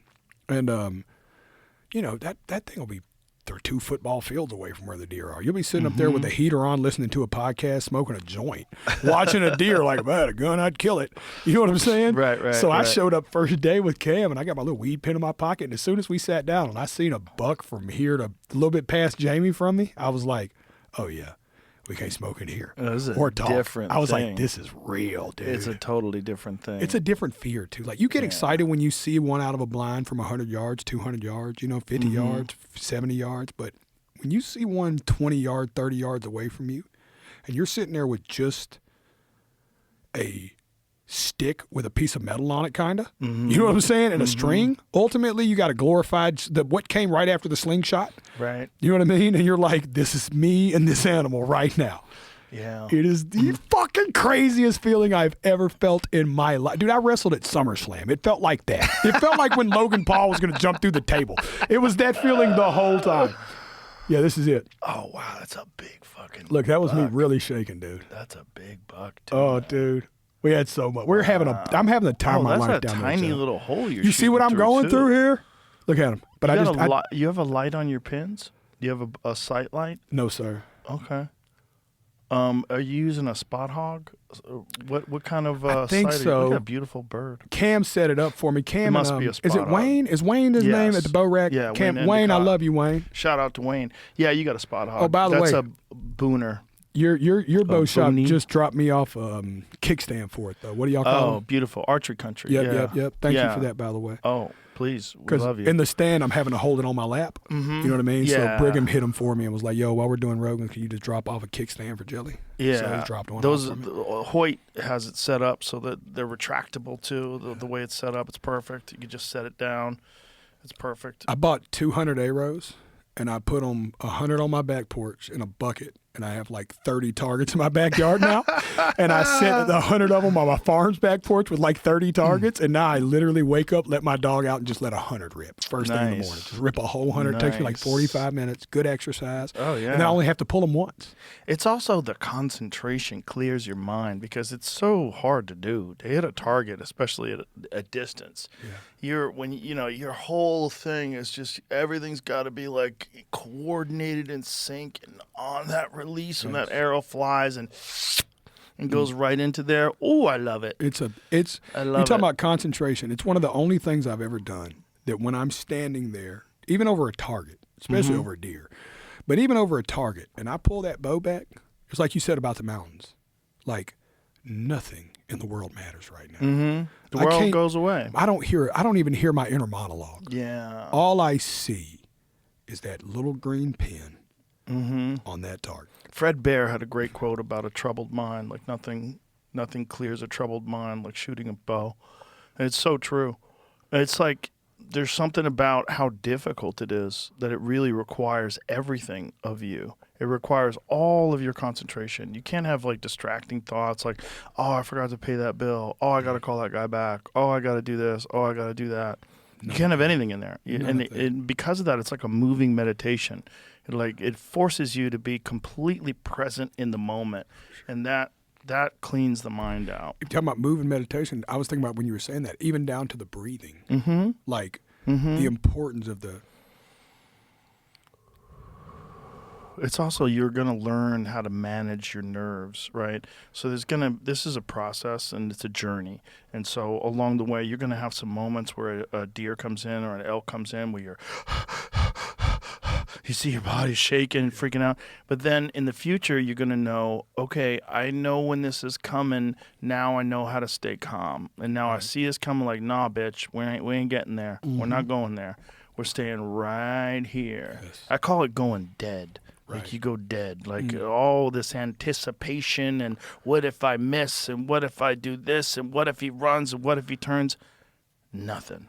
I don't let nothing in. You don't let nothing in, and you just like exist like a cat.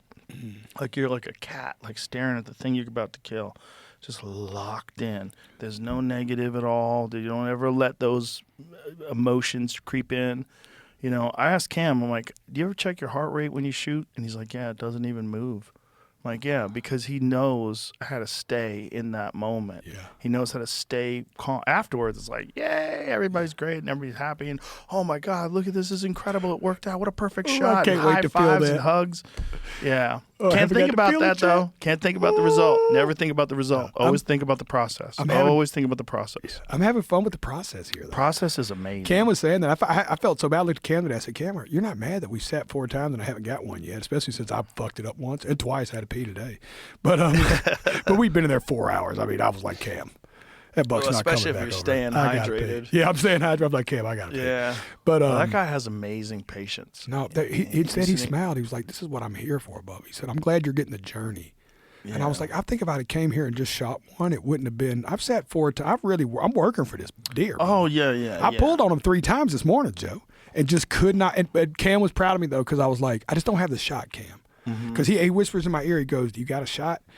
And I've been, I forgot who wrote it, but it's a little book called Lying. Have you ever seen this book? No. It's like Jamie, it's like a little bitty book. It's just called Lying. But it's like some author, you got to check it. It's a really cool book, and it just talks about us lying. And it was the book that talked about me lying to myself. And right then I had to fight that urge to lie, because it wouldn't have been a lie if I'd have said, yes, I got a shot. But I didn't have a good shot. Right. So instead I go, I don't got one I like, Cam. Cam goes, and he just put his hand on my shoulder. He said, I'm proud of you for that. And I just let it down. You know what I mean? Like, Yeah. I was at least, even in the moment of like, I want to kill this deer, so I would be so cool. Imagine if I went on Joe Rogan's after killing my first buck this morning. And I was like, this ain't the shot. You know what I mean? Like, I want the first one to be the shot. I want to be proud of it. You know what? I don't want to harm an animal. You know what I mean? I don't want an animal to suffer. I want to double lung it. I want to drop it like a movie. You know what I'm saying? Yeah. And if I have to sit here 8 more times to get that shot, no problem. It'll just make it I'm just even getting better, sweeter Joe. when it happens. I'm learning more. I'm learning how to listen for stuff. I'm seeing things. Now I know when they're looking, what the wind means. I learned what barometric pressure is and what it does to them. It's all kind of cool stuff, dude. I'm like a little nerd there. I'm like the little kid walking around asking questions all day. Well, there's a really big learning curve to hunting, particularly bow hunting, and it's really interesting. Like, you just keep learning stuff. Like, I've been doing it now for, I guess I've been bow hunting for 12 years or 13 years. I guess 12 years. And I'm still learning. I learn all the time. I mean, it's one of the most rewarding things that I've ever done, and especially in terms of like getting pretty decent at it, getting proficient at it, and having a bunch of success, and success begets more success.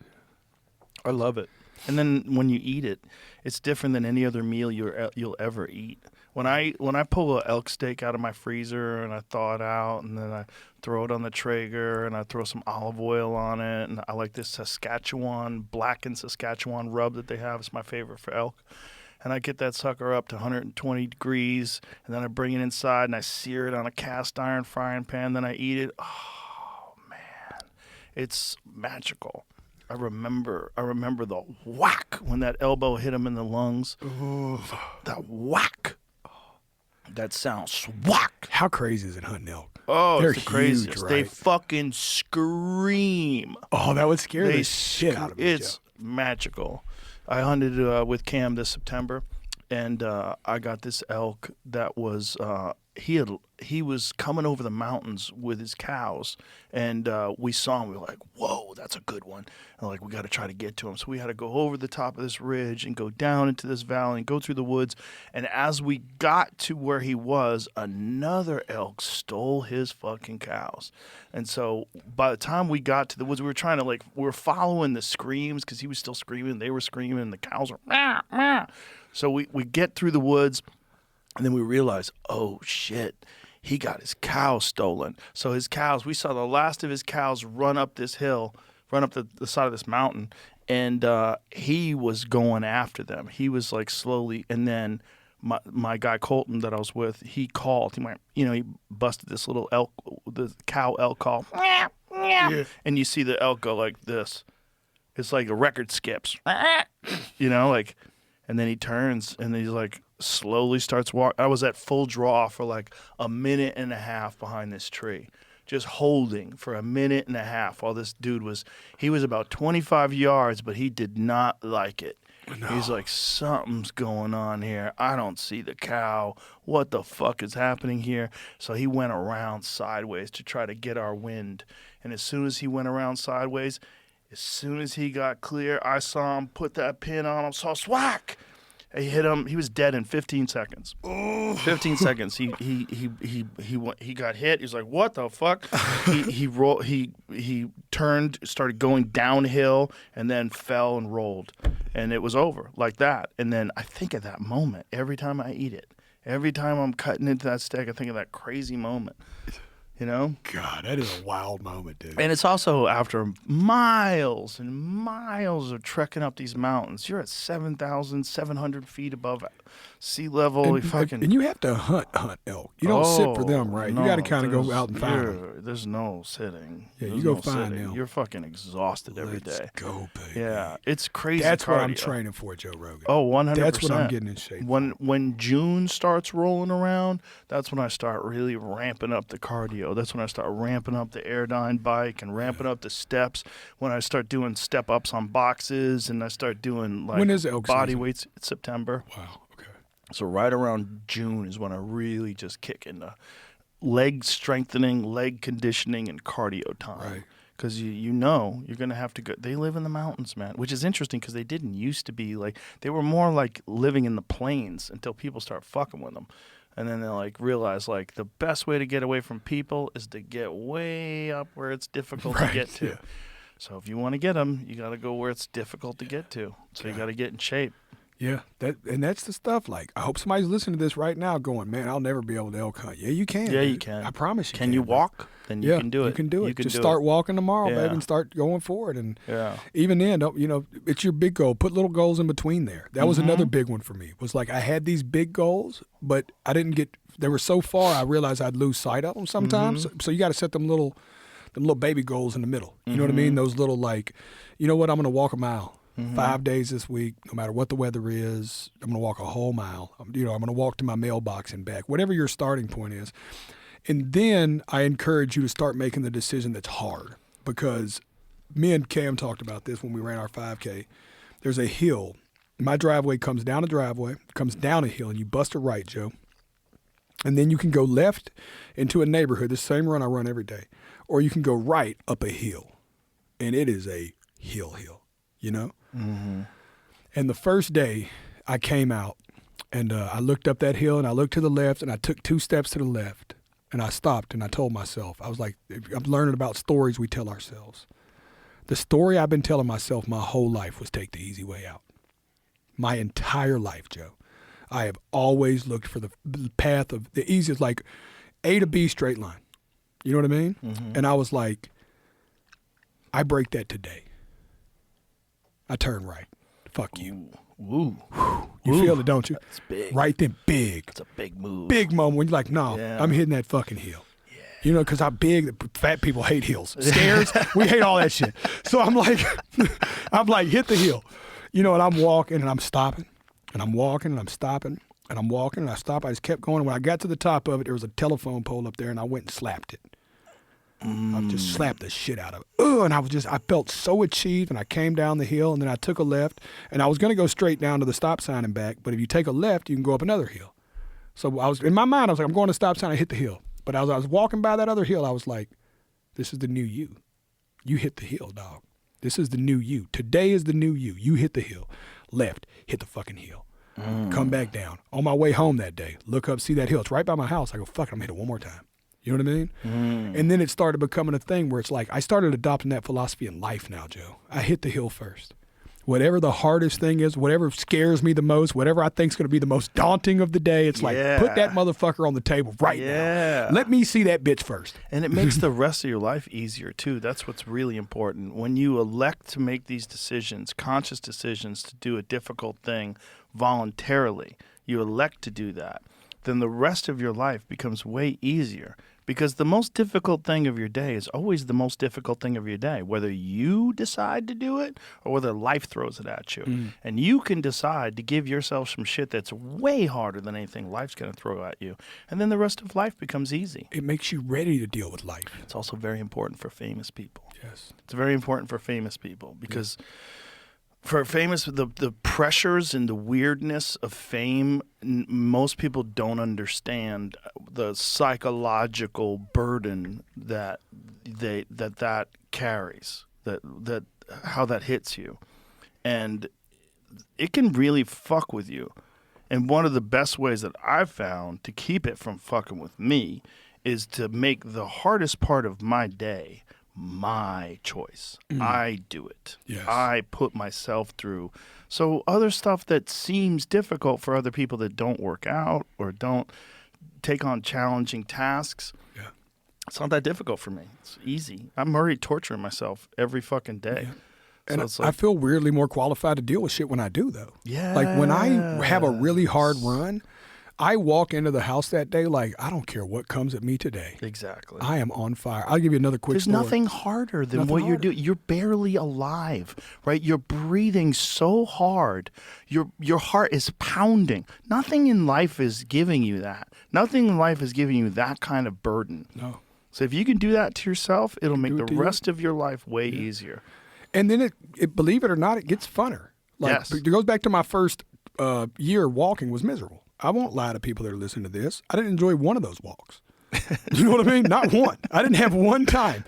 But when the weight started coming off and I started being able to breathe a little better, like I wasn't just fighting for oxygen every single step. And that moment happens, though, if you're patient.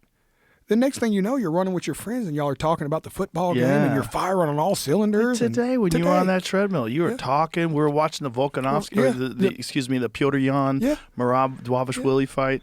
We were giving commentary. It's like you do it, and it Like makes as you were running, like, oh, I remember when that kick landed. I was like, ooh, that was loud. Yeah. I'm telling you, dude. As I'm like you're running. just running, and it makes me mentally ready now because I go out and I know David talked about this a lot, Goggins, but I go out there and beat that bitch every day. Yeah. All them negative thoughts, I deal with them on my run, in my workout. Every one of those, you can't do it. And you know what else I've learned? If I have a chance to eat bad today, it's going to happen on a day I didn't wake up and run. Right. If I'm going to go off my program, because the days I run, I don't want that shit. Right. I know I earned it. Right. And mentally, it makes me better. I woke up the other day and ran my farm.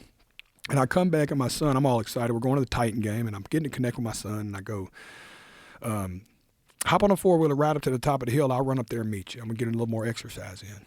And when I'm running up to the top of the hill, I look up, and he stopped somewhere going down another hill that I thought he was going to go down. And right then, I realized it's the hill that he fell and broke his wrist on riding a four-wheeler last year.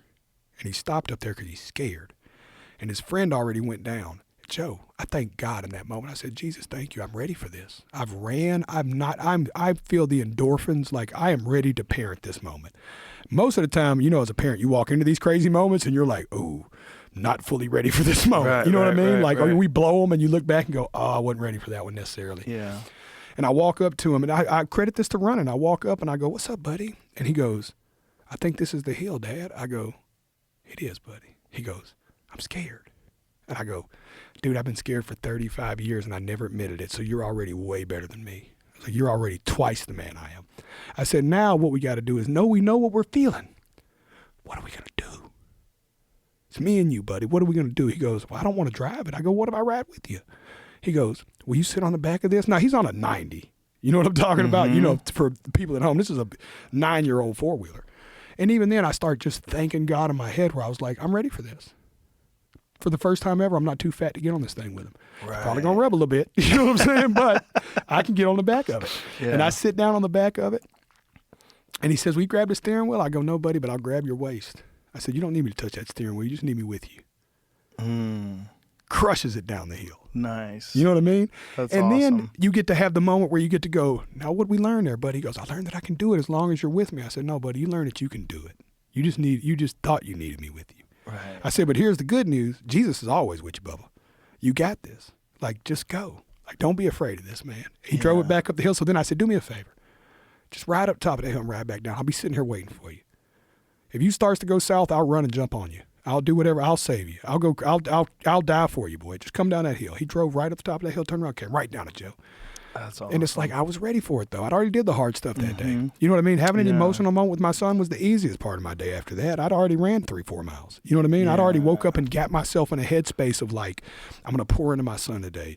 I'm gonna take him to get his favorite sweet from the Titan game. I'm going to get him a Cam Ward jersey. I'd already had a thing of ways I was going to connect with him. And then God gave me a whole new opportunity. Yeah. You know what I mean? Like, God gave me a real opportunity. I was making ways to connect. Like, oh, we could probably do this and this will be fun. But, like, it just naturally came. Yeah. I wasn't ready for that at 500 pounds. One, I would have never been like, go up the hill. 500 pounds, I'm like, you want to sit here and watch a movie?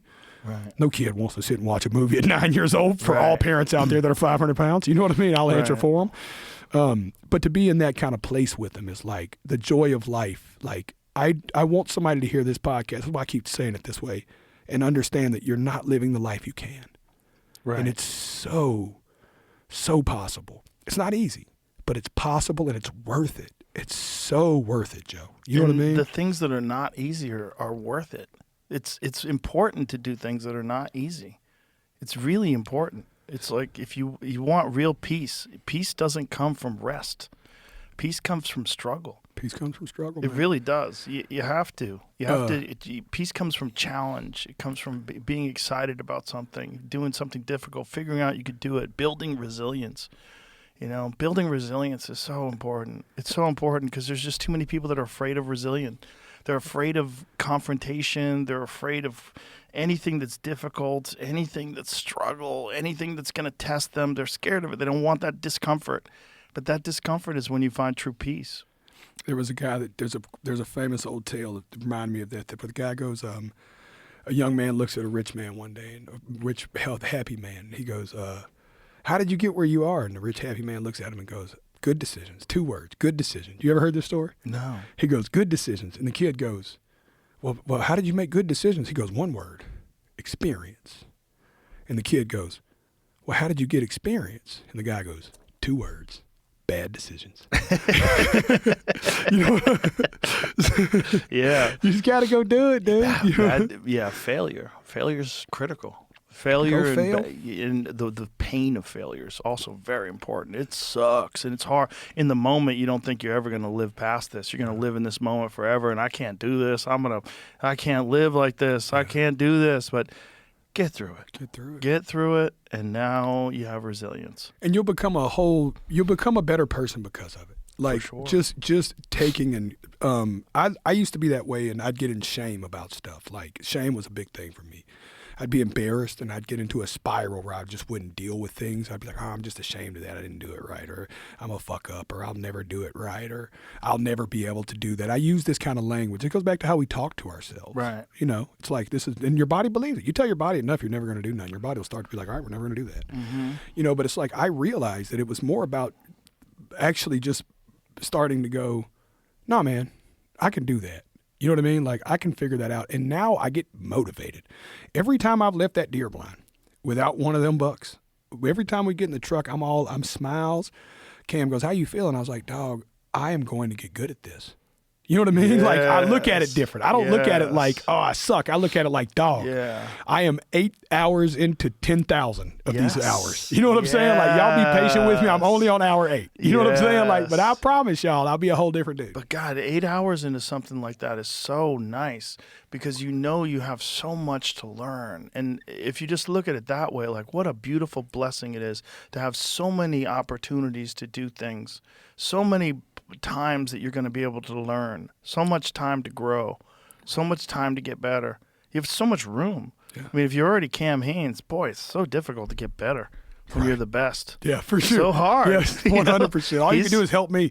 And, he's just challenged by moments.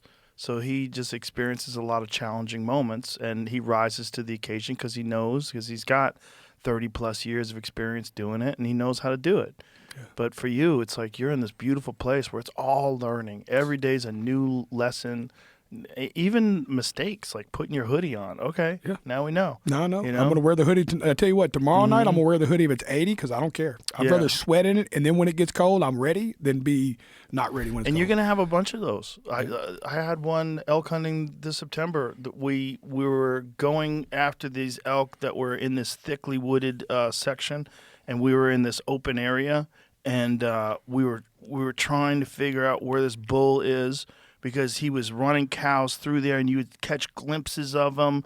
And so we decided to move around to this new spot. And as we decided to move around to this new spot, we were like, you know what? We're going to have to go up this ridge and go around this way and come at him from another direction. So as we started to do that, he changed. And he ran out through the woods into the clearing. And I was stuck out in the open, just standing there, like staring. I'm like, fuck, if I just stayed in cover, I would have got this motherfucker. But I got impatient, and I tried to, like, run out and meet. And it's one of those lessons. Like, okay, now that next time. That makes me feel better. 12 years in, that makes me feel good. Oh, God, I'm not even close to knowing what the fuck I'm doing. I need a lot of lessons. I'm green as a pool table twice as square. It's bad. I'm out there so lost, Joe. It's got to be at least entertaining for everybody to see it. It's so exciting, though. And you'll get that success. It'll come. I'm having so much fun. I was like, I think I'm going to get a buck this week. I believe it. But if I don't, I got so many lessons, and I'll be back the next week. They'll let me back to try. Yeah, you'll find the moment. Yeah. You'll find the moment. It's going to come. It's going to come with persistence and just putting in the time. And I feel like the universe just gives you these opportunities, and when it's there, you'll have this big burst, like this breakthrough moment. Like, okay, I did it. Yes. I fucking did it. I did it.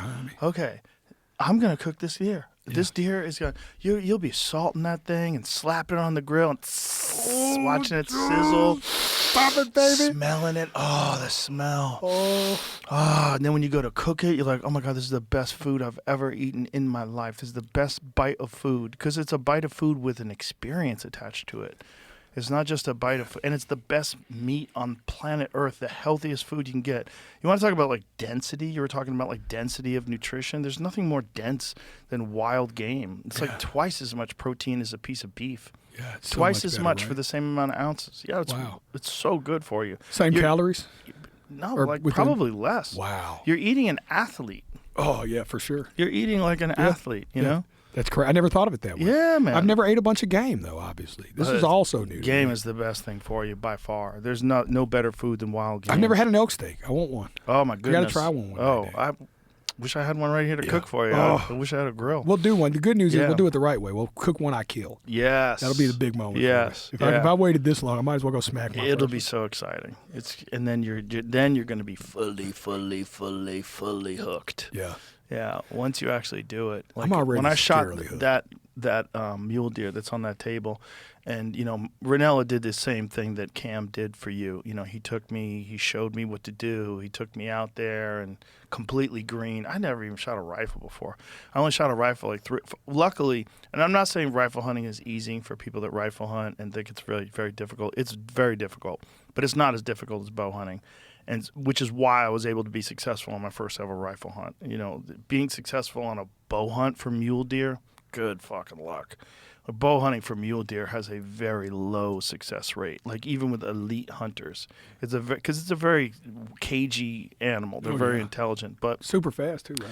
We were eating this animal. We shot it. We packed it out. We started a campfire. We were cooking it, and I remember Steve said to me, "What do you think?" I said, I'm doing this forever. Yeah.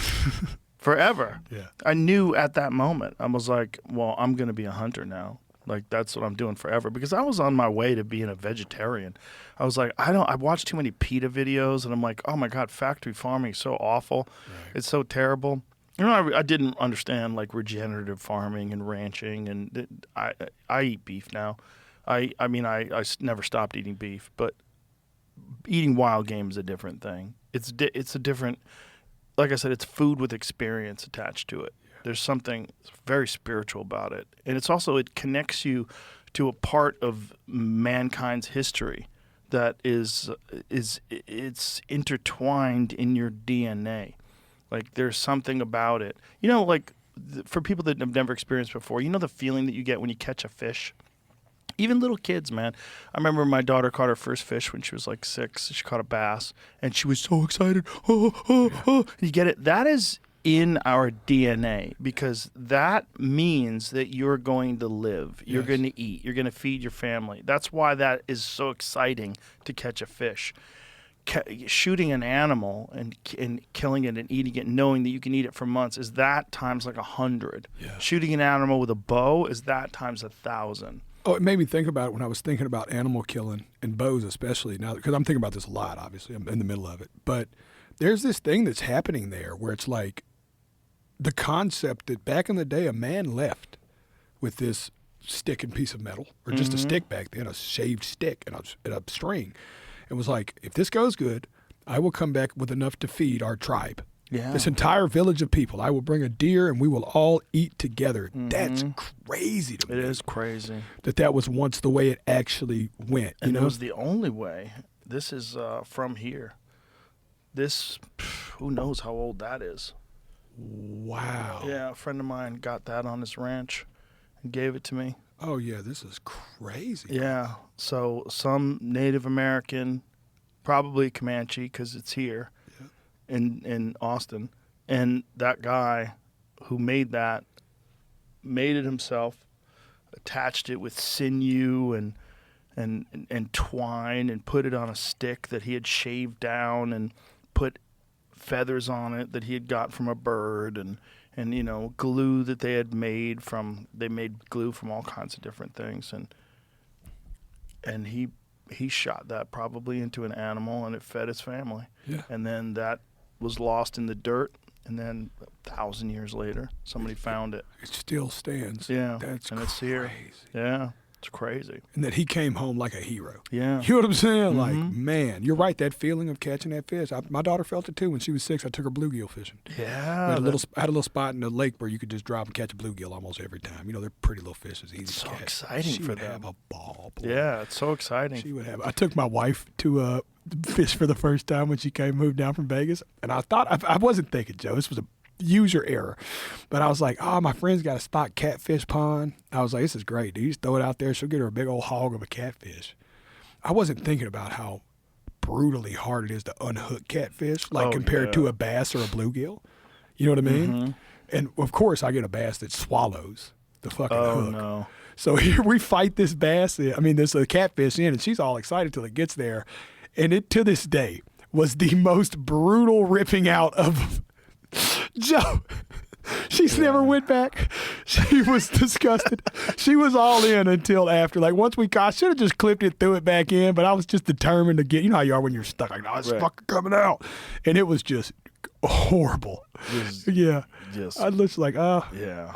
But the good news is, I think I've got her talked into wanting to deer hunt after I do, because Rhiannon goes, Cam's assistant, and she loves Bunny, and I think that'd be digestible for Bunny. Like, if she went with another chick that was cool, you know what I mean? Rhiannon's like a big time bow hunter. Big bow hunter. She'll show her how to do it. Maybe she'll get hooked too. Dude, I know she was good, because she was talking about hitting one yesterday. She was like, I had a shot on one at like 40, I had one at 40 yards out, but I didn't have a shot. And right then I was like, you were going to take a shot at 40 yards if you had one? That's crazy bow hunting skill. I was like, yeah. The ability to shoot at distance is really tricky, because you got to take into account wind. You got to take into account the movement of the animal. You got to be assured that because did you see that elk that's on the wall out front with a photo of Cam and I next to it? That was 67 yards. Whoa. Yeah, we got a video of that.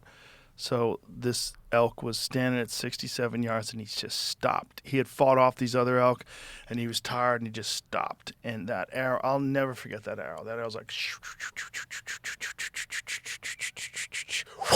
right in the 10 ring. It was a perfect shot. And from almost 70 out. Yeah, and he ran, and he just piled up. He just ran right over the top of this hill, and boom, and he was done. But that was years and years and years of every day in the backyard all day long. I mean, I shot so many hours. I fucked my shoulder up. I fucked my lower back. Because I'm obsessive. Yeah. And I will shoot for 4 or 5 hours a day, and I'm pulling an 85-pound bow like 150 times a day. It's ridiculous. Yeah, it's crazy. It's like on your body. Your body's like, what the fuck are you doing? For sure. But I'm only pulling 45 pounds. But when you do that over and over and over and over and over and over and over and over and over and over, it becomes a part of your central nervous system. Right. It's like your brain just gets locked in. Your eye immediately goes to that peep sight. It lines it up immediately with the sight housing. You balance it all out. You put it in the same place every time too? Always, yeah, you have to. Yeah, you have to have anchor points. I've got a little, I got anchors? A Bomar nose button. It touches my nose. I feel that on my nose every time where the string touches my nose. This little thing just kind of pinches at your nose, let you know you're in the right spot. Yeah. I'm going to go get Wayne to redo mine. He did it. We had it where it just sat on my nose perfect, and then I lost that weight. So, I mean, more weight. I lost like 80 pounds since I got set for the bow. Oh, wow. Yeah, this is like the never-ending problem in my life right now. Clothes are either super baggy or I got one size too early so it's tight, because I'm just having to constantly chase whatever's next. Right. I can't wait until I'm just a normal person. I get down to a normal weight and, put on a holiday weight like everybody else, and that's the fluctuation. That's wild. I'm close, though. You're close. So close. I got down. I'm in like the 260s right now, 30-something pounds of skin on me. I'd like to lose another probably 40 is probably my goal. You're going to be under 200 pounds. That's the goal. Wild. That's the goal. I just want to see it once on a scale, just like as an adult male. See 190. Just see like 199. Just like, wow. Ooh, baby. That's crazy. It still feels weird telling people I weigh something that starts with 200. I haven't weighed in the 200 since I was like 12. Well, you know what? As you put on muscle, you might stay in the 200s, but it'll be a different 200. Dude, I'm packing, man. My shoulders are like, I'm proud of them. Yeah, you look different, man. Like in every way. In every way. No, it's like my posture's better. Like I sit better. You're not burdened by you're rucksacking 300 pounds everywhere you went. All the time. That's crazy. And your legs must be so powerful. I used to say that to Ralphie May. Ralphie May, unfortunately, never lost the weight and did wind up dying young. But I used to say to Ralphie, I'm like, Ralphie, if you ever lost weight, you could kick through a fucking building with those legs. Yeah. Like his legs were carrying around 500 pounds everywhere he went. Oh, yeah. And everywhere. And he'd stand straight up and do a whole hour. Yeah. Pacing the stage and killing it. Yeah. Do you know what I mean? It's crazy. Yeah. He was one of the best, too. Man. He was a fun dude, too. Was he fun outside of the stage, too? Oh, yeah. He's a sweetheart of a guy. He was a great cook, too. And unfortunately, after a while, he had done it with surgery, and it didn't work. He like a lot of people that have that addiction, he couldn't stop. And he thought like surgery was the answer, so he got his stomach done, and then he ate through it, and then he had to get it redone, like he blew it out. And so it got to a point where, when they cut your stomach down, they shrink your stomach, the gastrointestinal bypass, he got to a point where he couldn't digest meat. So he would barbecue for us. Ralphie was a really good cook. So he'd make ribs. They were sensational, but he couldn't eat them. He had to be eating vegetables. Wow. Yeah, because his body wouldn't process the meat right. Man, that's great. And that was after the bypass, right? Mm-hmm. Yeah. I think after the second bypass. See, that's and once again, it's like my heart hurts. Not that anybody could have made a difference, maybe, but man, I just wish. Yeah, I mean, maybe if he knew you and you guys did it together. I could have just sat down and been like, bro, I know. Like, I think that's why me and you doing this pod is so important to me. Was like, I know there's going to be people that are going to see clips of this that are 300, 400, 500 pounds, and I want them to, like, you can do it. Without a doubt. Like, you really can. It's actually worth it. It's small steps. It's telling yourself the truth, doing what you say you're going to do, meaning it, keeping your word. But most importantly, food, dude. Yeah. Like, I just now started showing the runs and stuff, like, because I think people appreciate seeing the work. But it's like, what was important, really? The weight's not lost in that running. The running's what makes me feel good. It's fighting the demon. Right. The weight's lost whenever I sit down at the dinner table. Right. And I eat like a normal human. I don't eat 7 plates and 6 desserts. You know what I mean? Like. Yeah. That's where it's at, and that's that. It's anytime I used to see guys like Ralphie, and I would think it watching. I'd be like, man, when you get to that size, there's a mental component. there's something happening there. There's some trauma attached to it, or there's a story that you're living in your mind that's just your body's just reacting to a pattern it's always had that you haven't been able to get it out. There's something you've got to really go in and roll the sleeves up and find it. Like I did every kind of thinking back to, this therapist did the coolest thing, Joe. She looked at me and said, when do you first remember being big? I talked to my sister, Shelby, about this the other day. And I said, and she said what I said, which made me cry, because I never talked to nobody in my family about this. And I go, I think the first time I realized I was big was I was going to get school clothes for elementary school. And back then they had a section in the Dillards called Husky. You remember this? You're old enough to remember they had a Husky section. Yeah. That's crazy. You know what I'm saying? Yeah. So, which is awesome, I guess. But, and I just remember like not knowing what it meant, but just knowing it was different. And knowing that like I felt different. Like I felt like, I felt ashamed even at that age a little bit being in this section. You know what I mean? Right. Like, and I didn't understand why. Well, kids are so brutal too. They're so brutal. And then I talked to my sister the other day and I go, Shelby, man, do you remember the first time that you thought I was an overweight kid? And she goes, oh yeah, I'll never forget it, dude. We took you to some store and they had a Husky section and you couldn't fit the jeans and you had to shop in the Husky section. And she said, dude, it tore you apart. And I was like, wow. Okay, so I lived in that shame forever too. Forever. You know what I mean? Like just that constant shame. But I did that work in therapy. You know what I mean? And had related. That's why I said earlier, sometimes when I'm in the pantry, Mary B would be like, what version of you is in the pantry? Is it the kid you or is it the adult you that's not answering an email? Because sometimes this is how deep addiction runs. Sometimes that relapse will be caused by literally an unresponded email that you just let sit there and torture you. But you don't notice it because it's just nagging at you.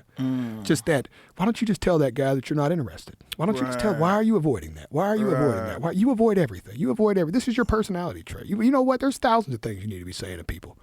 You start eating what you're not saying. You know? Ooh, so distract yourself. Distract yourself. Even whenever I first got through this, I had to sit my wife down, Bunny, who is, I talked about a lot on this podcast. She is my anchor, Joe. She's the best thing. I think I've said this every time I've been on your podcast. The single best thing that ever happened to me was marrying the right fucking woman. For sure. You know what I mean? And Bunny, I sit down with Bunny and what was we talking about? I'm sorry, I got so excited about my wife.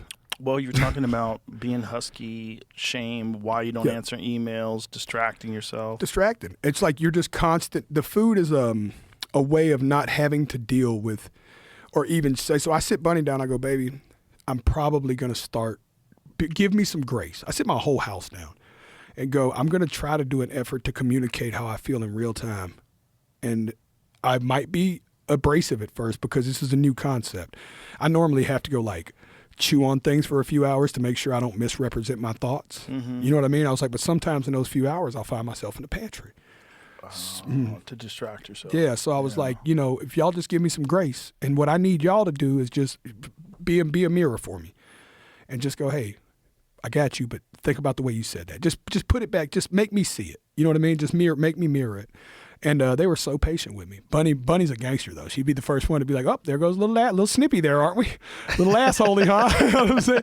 I'd be like, "Fair." She'd be like, She's like, "I got it. Probably could have said it different. Love you." I'd be like, "Fair." You know what I'm saying? Yeah. But it was just me learning how to communicate my thoughts, and now it's like.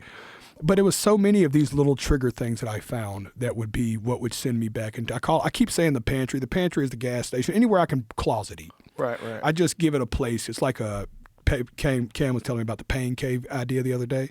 It's like, to me, that's what the pantry's always been. Not the pain cave, but the idea of it represents a lot. Mm-hmm. You know what I mean? But when I'm in the pantry now, I know why. I can literally, once again, reset, reconnect, re-engage. You know what I mean? In any situation. If I'm at a party now and I think about eating or I think about drinking, I can go outside, I can hit a joint twice, I can reconnect with myself. What do you think about drinking for in there? Right. What do you need to prove? Who are you embarrassed that you're not being cool enough around right now? Right. That you think it'll make you a little more loose. You know what I mean? Like be real with yourself, Jason. What's wrong here? Right. And then you get it, you're like, yeah, fucking I'm being weird, dude. I don't need to go in there and drink. I'm cool. You know what I'm saying? Like you're becoming a different person. Yeah, man. Yeah, a better version of who you really are. Yeah. Yeah. Truly and it's a beautiful thing because you're not just doing it for you. You're doing it publicly, and you doing it publicly is going to change the lives of countless people. There's probably 1 million people right now that are listening to this that are changing some aspect of their life because of what you're saying. That's why I didn't hide and do it, Joe. I've seen too many other celebrities go in the dark and lose a bunch of weight and try to come out with a big reveal.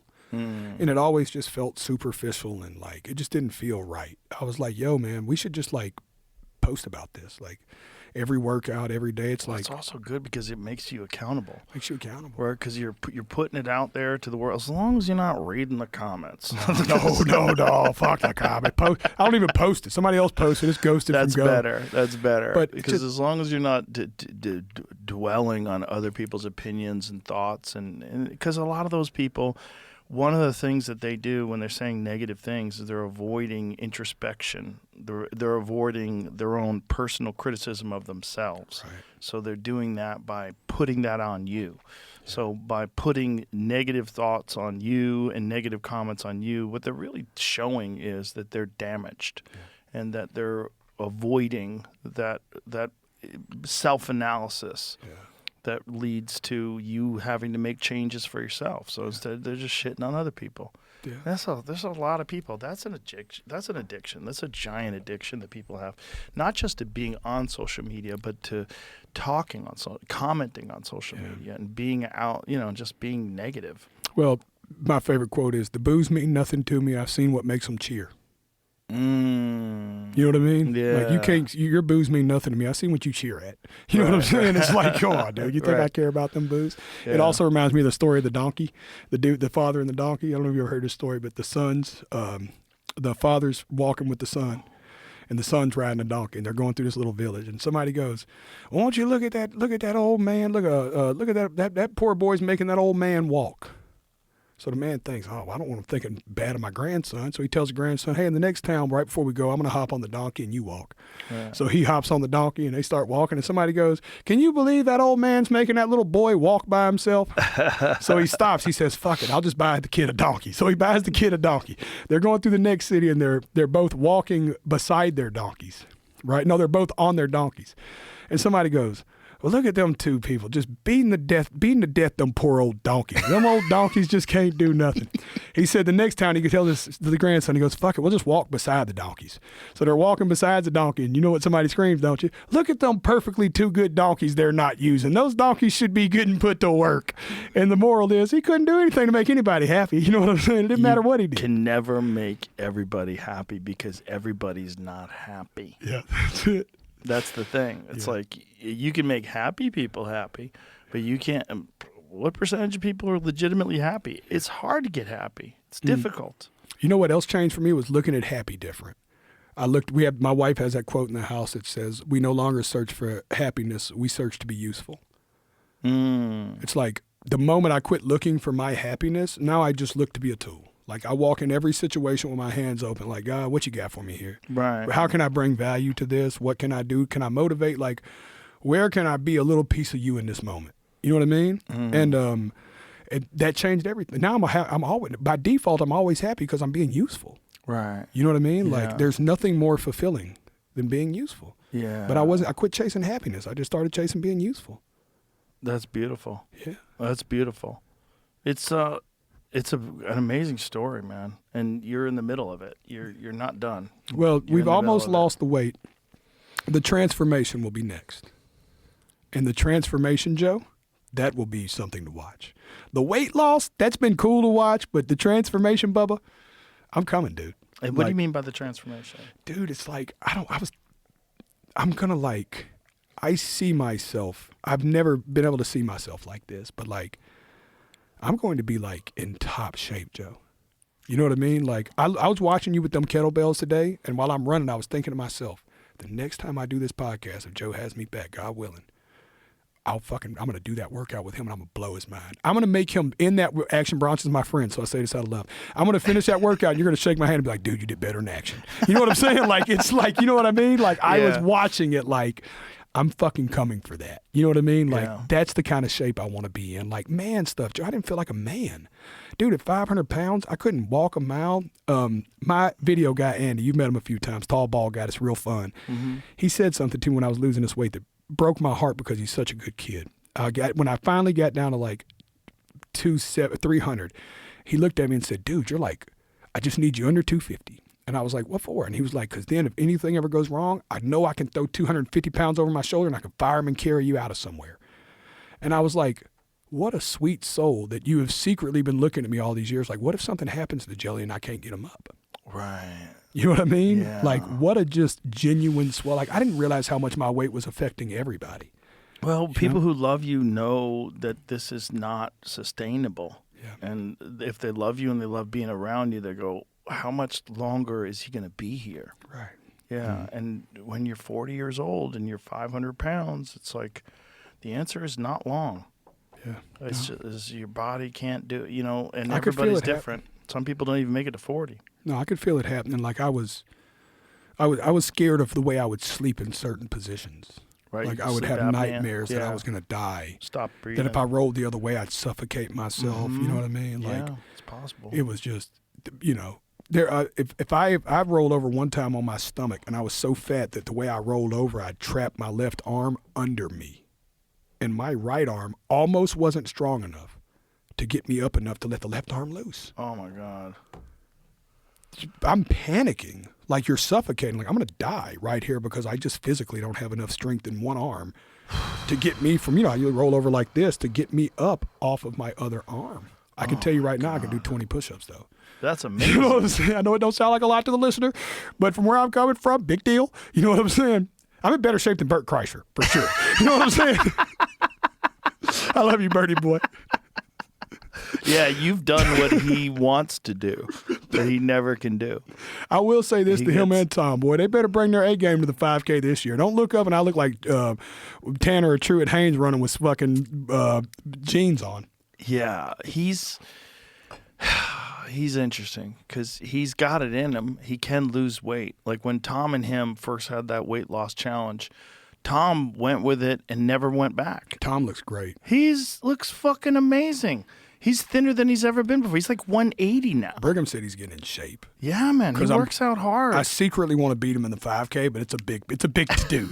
But I'm on your ass, Tommy Well, Buns. when I met Tommy was like real big and he was eating bad and and him and Bert both decided to have this weight loss challenge. So we had this podcast together. They lost all the weight, and Bert got pretty thin too, man. They both lost a lot of weight. They did it over the whole month of October. And then when they came in, they weighed each other on the scale and Tom won. And so Bert had to shave his beard. And they did it, live on the air. It was fun. We had a good time though. But it was this moment where Tom realized, okay, I don't ever want to be fat again. And he never was fat again. He gained a little bit of weight and then lost it again, but he never got fat again. And now he looks tremendous. I mean, you go back and watch his earlier comedy specials where he's this big old moon face. And then look at him now. You would never even imagine that guy was ever fat. No, for sure. It's back when he had the moon face, the black button down, and Yep. he was balding up top and Yeah. he wouldn't commit. Yeah. No, totally different time. He's a different human. No, He's a dude. different human now. And Bert goes back and forth. Bert will lose a bunch of weight and then get big as fuck again. That yo-yo. It's that yo-yo Yeah. diet. With Bert, it's booze, man. Booze. It's all booze for Bert. Yeah. though, literally. It's food too. Yeah, yeah. I mean, the motherfucker will go to McDonald's and order like 30 Big Macs. Yeah. Like he's a fucking animal. Well, you know He'll how put that it is. down. The left hand will wash the right hand in those situations. You put Mm-hmm. you put a little alcohol in you, you're not thinking, you know what? I think a Caesar salad with a salmon's pretty good tonight. You're like, somebody take me to In-N-Out, baby. Yeah. I relate. My chef had a note one night. We looked through all my weight loss before this pod, and he had a note where I went drinking heavy one night, and I was probably 515 pounds. And he was just like, even in his note, he was like, not sustainable. He can never lose the weight drinking this way. You know what I mean? Like it was just, Yeah. Ian Larios was just that. And he sat me down and was like, Bubba, I don't care what I feed you. I can't outwork. You get drunk and you eat 3,000 calories of shit after you drink 3,000 calories of tequila. Right. You know what I mean? I was like, I got to quit drinking. Yeah. You know, just a stone cold thing I had to come with. Yeah, it's terrible for you. And when you see Bert with that enormous belly, that's all just alcohol and inflammation. It's like so bad for you. And Bert's 50 now. It's like, And we got the Jesus, same Bert. doctor. God. No, but Yeah, but Bert don't listen. no, Bert, don't listen. I bet he's also He's also an athlete, though. The He's- problem with oh, Bert yeah. is that dude, this is what I love about Bert that makes Bert so special, is that Bert You remember when he ran a half marathon or marathon or something without training? Like, He ran a whole marathon without any training at all. that's Bert. And he was fat. No, that's He ran 26 miles. yeah. This is just like Bert at who he is. So Yeah. it's that really hard thing to tell a guy. It's like, yo, be careful, Bubba. But it's also like, he'd go bust a 10K out today if you made him, just out of Yeah. spite. You know what I'm saying? Like, No, he's got extraordinary genetics that he abuses. Mickey Mantle gene, dude. It's real, man. It's fucking real, dog. Yeah, no, it is real. It is real. You know, but he's playing a game that you can never win. Right. You'll never win that game. No. That eventually one day your heart will go, check please. Yeah. And that's it. Yeah. You know, and hopefully he catches it before that.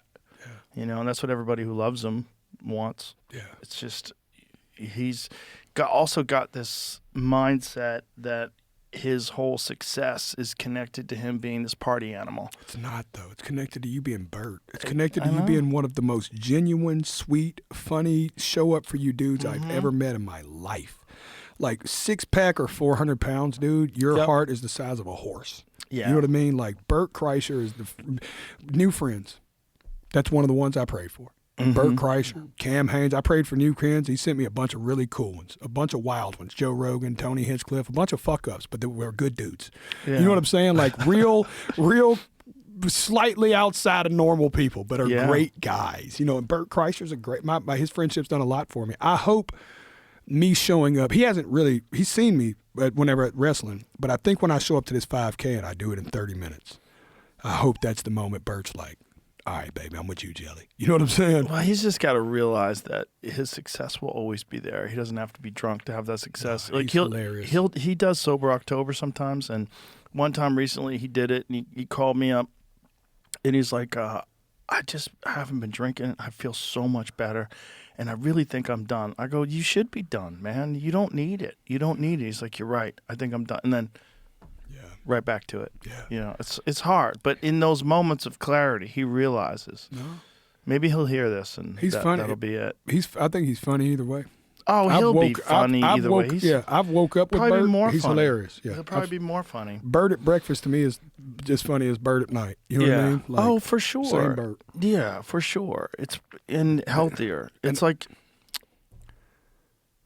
I've been very fortunate in life. One of the most fortunate things, though, is the group of people that I've been connected to.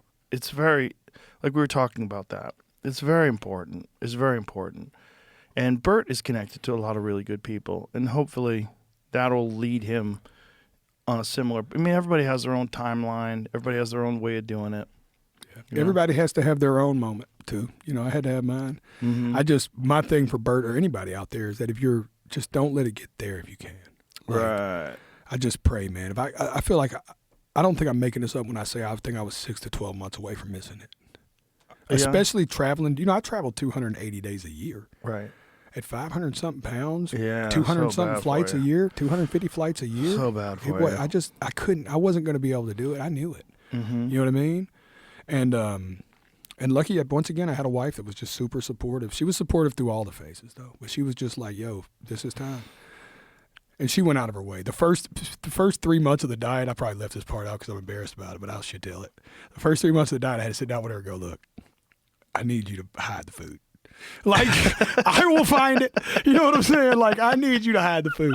So her and my daughter Bailey found like all these cool, like, I still don't know where they were. I never found it. You know what I mean? But they hid everything from me. Like, there was nights I'd walk in that pantry and it would be like a banana. You know what I'm saying? I'd be like, the entire pantry was gone. I'd be like, fair. You know what I mean? Like, it was cool. But once again, it goes back to the fox, the mole, and the horse. I never asked for help before. Right. I never would get out of my own ego enough. I just say everything I was going to do and then not do it and then get mad when they ask, when they try to encouragingly. But maybe love even me. more importantly, you were helping yourself. It wasn't just you were asking for help. You weren't asking for help while you weren't doing anything. Yes. You were asking for help while you were helping yourself. For and they were sure. like, okay, I think he's really doing this. That's it. Yeah, there's really a change going on. And It goes back to let's that try to help them. rain walk. Yeah. Whenever you don't have to go. And It's then when I great went, that- they cheered it. It's a great moment that it did happen in the rain. You know, because it makes it even more significant. It makes it more, meaningful. Made it so real. Yeah. And I keep mentioning God because my faith in him grows so much stronger every day. But I truly believe that was a God thing. You know what I mean? That almost Certainly this seems weird like thing it. that's like, you Yeah. walk out and be like, you know what? Even the hill. Dude, I've lived on hills my whole life and never walked up one. I'm from Tennessee. They're nothing but hills. I go downhill. That's what I do. It's a fat person trait. You know what I'm saying? We Yeah. look cooler, move faster, Yeah. And immediately just like, nah, man, we're hitting hills, dude. Like every time I can hit a hill. I'm now looking for hills in life. You know what I mean? Like Right. I'm looking for like, how can I make this run a little harder? Like when Cam tells me we're at mile 5, he's like, I'm proud of you. You did your PR. I was like, we better do 6.2 then, baby. It ain't a 10K if we don't do another mile point 2. You know what I mean? Like immediately I was like, we got to go. You know? Yeah. It's just been, it's the effort, but helping the self, knowing you want to change and then not being afraid to just go ask, not being ashamed to just go to your wife. Cause that's a little embarrassing and be like, hey, can you just like hide the dark chocolate? And they're Who dark chocolate bars. Bunny's extremely healthy. You know what I mean? Like has always been. Them Who dark chocolate bars are so good. But the problem is I don't know how to eat one. They're only 380 calories. But if there's 5 of them in there, Right. I will eat all 5 for sure. Right. You know what I'm saying? So some nights she'd leave me like half a bar out or something. You know what I mean? Like rations until I could control it. Until I knew that. And then now my pantry's back full. Well, now you're addicted to the success of what you've already accomplished, which is a good addiction. It's the good addiction. Being addicted to being healthy is the best addiction you could find. Because I don't think you're going to get out of the addiction mindset. I think what addiction is, I think there's a reason why it exists in the human mind. And I think it exists because it's the same thing as obsession. And obsession allows you to be a successful hunter. It's like hunter's persistence. If you don't have that obsessive drive, you won't keep going until you're succeeding. And if you do have that, you'll feed your family. If you don't have that, everybody dies. And I think that's like programmed into the human psyche. It's programmed into the human mind. But it can be hijacked by gambling. It could be hijacked by pornography. It could be hijacked by video games. It could be hijacked by a host of different things: drugs, alcohol, anything, food, fill in the blank. I think that is where it happens. You get addicted to all kinds of things that are negative, or you can get addicted to positive things. Meaningful conversations. Yes. Exercise. Sure. I'm addicted to Sure, meaningful sure. conversations now. Yes. I used to be addicted to small talk.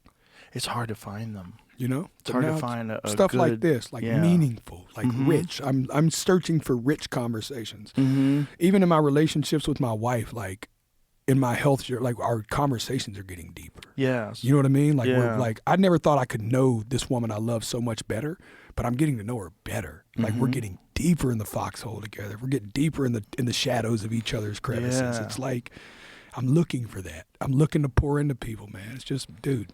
Yeah, that's another thing about phones that makes it very difficult, for people to have meaningful conversations, because everybody's so attached to their goddamn devices. Even while you're talking to them, they're checking this and checking that, and you feel they're going, yeah, oh yeah, that's real, oh yeah, and they're just scrolling and half paying attention to you. Sad. It's a lot. It's hard. It's like one of the things that I've said about this podcast is like one of the most unexpected things about it is this education that I've got in talking to people, not just like listening to their stories and listening to whatever their expertise is, but it's also just the learning how to talk to people. Yeah. Because you're sitting here for 3 hours or whatever it is with no distractions and no interruptions. And because of that, you learn this sort of ebb and flow of human conversation. So for me, it's so hard to have a bad conversation. Right. When I'm out with people that are bad at having conversations, to me, it's fucking painful. It's like, oh, God. Yeah. It's like it drives me crazy. Yeah, it's so, when watching people talk over people, watching people that aren't listening, they're just waiting for their time to talk. Like, ugh. Yeah. Ugh. It's such a connection, man. And a lot of those people that are missing that goes into the byproducts of lack of connection are addiction, isolation, loneliness. These are the side effects of not connecting with people. Yeah. You know what I mean? And Yeah. that phone has tricked us into thinking that we're connecting with thousands of people. Right. And we're actually not connecting with anybody. Not connecting with a single person. We're being more lonely and more comparative. It's a trap. Yeah. It's a real trap because you're getting input. There's some input. There's some words that come from a person, I guess. And so, but there's no human. Like, we're designed to talk to each other this way. The spiritual fulfillment, the psychological fulfillment that comes from talking to a human being and making a genuine connection and understanding more about that person. And then by also doing that, you understand more about yourself. Like, when someone reveals something to you that's very meaningful and very intimate, like, you go, oh, wow, like, what is it about? Why does that? Maybe I could be better at that. Maybe I could do this, or maybe I'm looking at myself the wrong way, or looking at people the wrong way. And, and you just like this slow learning process of how to interact with people better. And that's all. Kids today that are on their phone all day long, they're psychologically stunted. Yeah. We're stunting their social growth and their development of just, most kids today barely know how to communicate with each other. No, especially even long form like this. It's the ability to really you don't really know how somebody feels about something until you really get into a conversation, like a real conversation. Right. And these kids aren't having those conversations with each other. It's all in micro clips and micro spots. And me and my daughter talk about this a lot because I was blessed that she's a conversationalist. She's she's like me. She will have a meaningful conversation. So but I look at my 9-year-old, who's a little younger than her, obviously. She's 17. My daughter goes to college next year. And my 9-year-old's a little different, though. He communicates good, but he's still in that, video game world. Like, it's a different thing where Bailey still really appreciates to sit around I don't know, man. I grew up in a household where I told you this story. My mom would sit at the kitchen table and tell us stories like me and you are talking right now for hours. We had a JRE every night. You know what I'm saying? And she'd smoke cigarettes and tell stories, and it was just like super charming. And, it's so my daughter grew up a lot like that, and I'm really proud of that. That's awesome. That she grew up sitting in a room and having those kind of like real long form, because that's how you know how you really feel about it. It's what therapy did for me too. Was whenever I quit doing things at a surface level. When it started going, yeah, that's cool, but like really, when was the first time you remember being fat? I think people have a hunger for it, which is why this emergence of long-form conversations into the zeitgeist has been surprising to a lot of people. Because, when I first started doing this podcast, one of the funny things that Ari Shaffir always said to me that I'll never let him live it down, because he was always like, you got to edit your show. I go, why? He goes, nobody wants to listen to 3 hours. I go, then don't listen. I don't care.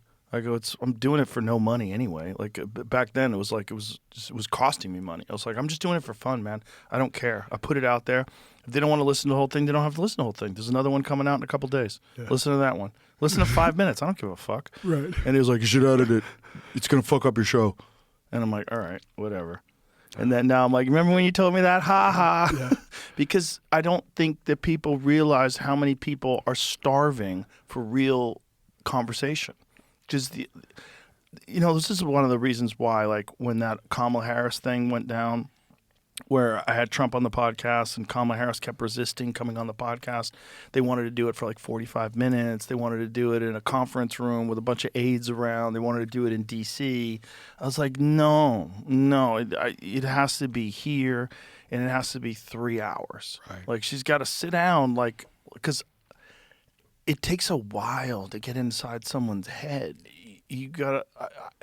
You could bullshit me for 40 minutes. Easy. For 40 minutes, you could have a bunch of canned speeches and a bunch of shit you prepared and a bunch of like bullshit answers. But I'll ask you like what you like to cook. Yeah. I'll ask you like, do you exercise? I'll ask you what's your favorite book. I'll ask you like all kinds of different things, and then we'll start talking. We'll start talking about like, did you ever think you were going to be this person? Like what led you here? Like what? And give me some real shit. Yeah.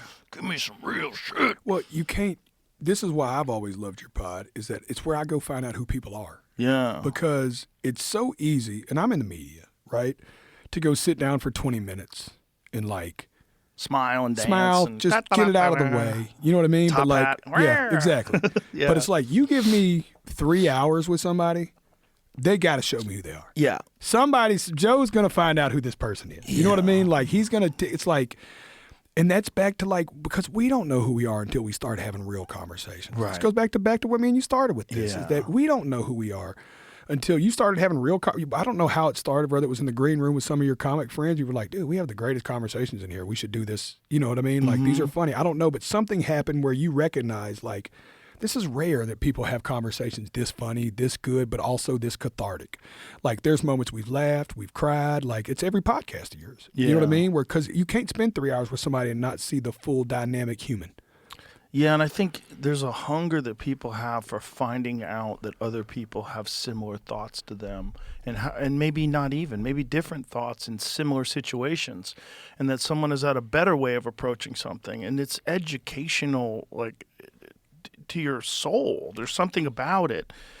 About like we all want to pretend that we exist in a vacuum, and everybody wants to pretend they're a loner, and I'd rather be alone. Like, shut up. Yeah. No, you wouldn't. You'd only rather be alone if the people around you suck. Right. If the people around me suck, yeah, I'd rather be alone. But I have great friends. I like being around my friends. It's like it's not shallow to want to be around a bunch of awesome people. Right. But there's this thought that like, you know, that we exist on our own, and you don't. We're a collective.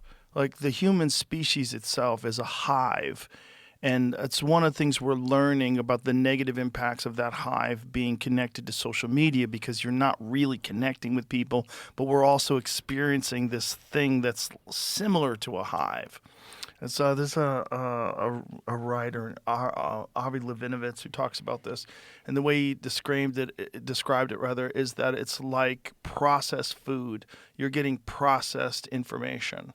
And instead of real information, like on social media, you're getting this processed thing that's boiled down with no nutrients in it, but you keep consuming it because you're so hungry, because you're not getting the real thing. You're just stuffing your mind with processed information. And I think that's an apt way to put it, because that's really what's going on. It's like we all want real connection. We're just worried. We're worried that someone's going to reject us. We're worried that someone's going to be rude to us. We're worried that someone's judging us, that someone's going to think they're better than us, or that they're going to think we lack, or whatever it is. There's a thing that we all hunger for. And I think for a lot of people, what they get, if they don't have it near them, if they haven't done what you've done and found a great group of friends, they can get it through podcasts. Yes. They can get it through people talking and communicating and being real and being interested and being curious and learning and just being cool to each other. And it's heartwarming. It's like it fills something in you that we're missing because we're being poisoned by these fucking devices. And we're only seeing these little snippets of people. Like, back to the conversation, like we see comments, X amount, like a paragraph. Yeah. And then people building entire thoughts around a paragraph. And you don't even know what that dude's thought was. It's just a paragraph on the internet. Right. You didn't actually talk to that guy to see what that was. Exactly. You know what I mean? Like it's that thing of like, I didn't plan on talking about this, but it's a perfect time because I learned such a lesson in it. I was on my laptop one day on Instagram.com. And it was the day of the Dove Awards, which is a Christian music awards, and I had a gospel song get nominated for a Grammy this year. What's it called, the Dove Awards? The Dove, D-O-V Awards. Dove Awards. And it's like the Christian Grammys. Okay. It's been around for a long time, Gospel Music Association. I did a song with a Christian artist this year named Brandon Lake. It's called Hard Fought Hallelujah. I got to sing it at the Vatican, Joe. Oh, wow. I got to sing this. Will you pull that clip, Jamie, of me at the Vatican? At the Vatican? I sang in St. Peter's Square, Joe. Oh, my God. First live concert ever in St. Peter's Square, right outside of St. Peter. St. Peter's Basilica was this is it. Wow. Right here, watch. St. Peter's Basilica. Look, that's the Basilica right there. Amazing. I got Goose. Look at that. That's the square, Bubba. That's Vatican incredible. City. Look at this. That's incredible. I will tell you. That's incredible. Biasly, it might have been my best vocal performance of my career. Wow. Look at that, Joe. Boy, you're already losing weight by then. Yeah, no, for sure. This was about 6 months ago. Shows you how much I've lost since then. You look like a different person even now to then. Dude, what's funny, when you're 500 when you're 500 pounds and you lose 20 pounds, you don't really see it. Look how beautiful that is. I went out to sound check, Joe, and of course y'all know I'm emotional by now, but I couldn't even get through sound check. I was crying so hard. But watch this part right here. You'll see my hand shaking. I'm shaking up there. You see it? Wow. I am shaking. You see the mic? Watch the microphone hand because it's the one that doesn't lie. Wow. Y'all know that. The other one you can shake while you're moving it, but the microphone hand, look at it. Yeah, Just man. Yeah, man. rocking, Wow. dude. It was Wow. And I'll tell you a story about That's this. incredible. I know I keep bringing up God things, but they called me to do this, and it was Pharrell and Andrea Bocelli put this together. Okay, and I love Pharrell. He's a dear, became a friend of mine, sweet guy. And I go, okay, cool. And I get there, and Teddy Swims is there, and Jennifer Hudson. I all love these- Teddy Swims. Teddy Swims is the dude, baby. Oh, man, that dude's got a voice. He's got a voice, dog. It is ridiculous. You had him on yet? No, we've been talking, though. We're going to good. do it. Please, his I next love album that at least. dude. Bring him for his next. He's a Yeah. good conversation too, man. I You'll love believe him. it. Sweet soul, little Georgia boy. Okay. Just Southerners collard greens. You're gonna love him. He's just like me. He reminds me of you a lot. He's Yeah. he's the sweetest. That motherfucker absolute could sing sweetest. his ass off. It's not fair. Woo. It's not fair. I want him sing Yeah. with Bocelli, and I mean, if you're standing next to Bocelli and you got a voice, think about that. Mm-hmm. So I get there and I'm like, all right, so what's the story here? And everybody was either singing with Pharrell or Bocelli, but me. I was the only person in that whole event that was singing alone. So I get super nervous. I'm like, why did I end up alone? You know what I'm saying? I was like, yeah. I was like, oh shit. And Brandon Lake couldn't make it for some reason. I was like, this is bad. I've never been more nervous. I go out for sound check. I'm bawling, crying. And I'm like, dude, this is so crazy. And then I walk out and I'm like, when I go to do it, right before I go out, they come to me and go, hey, Jennifer Hudson's going to come out at the very end and do Hallelujah with you. Or just do Hallelujah. You just praise for a minute while she does it. I was like, the Jennifer Hudson? Wow. They were like, yeah. I was like, so Jennifer Hudson walks over to me. I love her. She goes, all right, what do you want? She's so sweet. She's like, I'm open for notes. You got any suggestions? It's one of the greatest female vocalists ever. I do not have a suggestion. We'll start there. Jennifer, I'm embarrassed you have to sing near me. But you know what I'm saying? And I'm like, and she goes, and then it hit me and I looked at her and I'll never forget this moment. She goes, what do you think we should do? I said, we give them Jesus. I said, I think that's why I'm here alone. I think, I'm the one that's supposed to bring Jesus here. Like, I know it's a Jesus thing, obviously, but like, this is supposed to be she grew up in the South too. She grew up in Chicago. She grew up Midwest. And I go, this is supposed to be the church we grew up in, Jennifer. She was like, that's all I needed to hear. Oh, Joe. Just when I had the best vocal performance of my life, Jennifer Hudson comes out and takes them to church. It's a full praise and worship at that point. Wow. 200 choir members, hands up in the sky. We're in front of St. Peter's Basilica. They're worshiping out there, dude. Hands are in the sky, dude. Wow. It would watch it after the show if you can. It's worth 5 minutes. It'll make you tear up a little bit, dude. It was making like me tear up right now. It was dude, it was such a Jesus moment. And I even started. I'm looking at the cardinal. And I'm going, can we get a little praise for Jesus in here tonight? Can we get a little praise for Jesus in here tonight? And I'm just, you can see the veins in my face, Joe.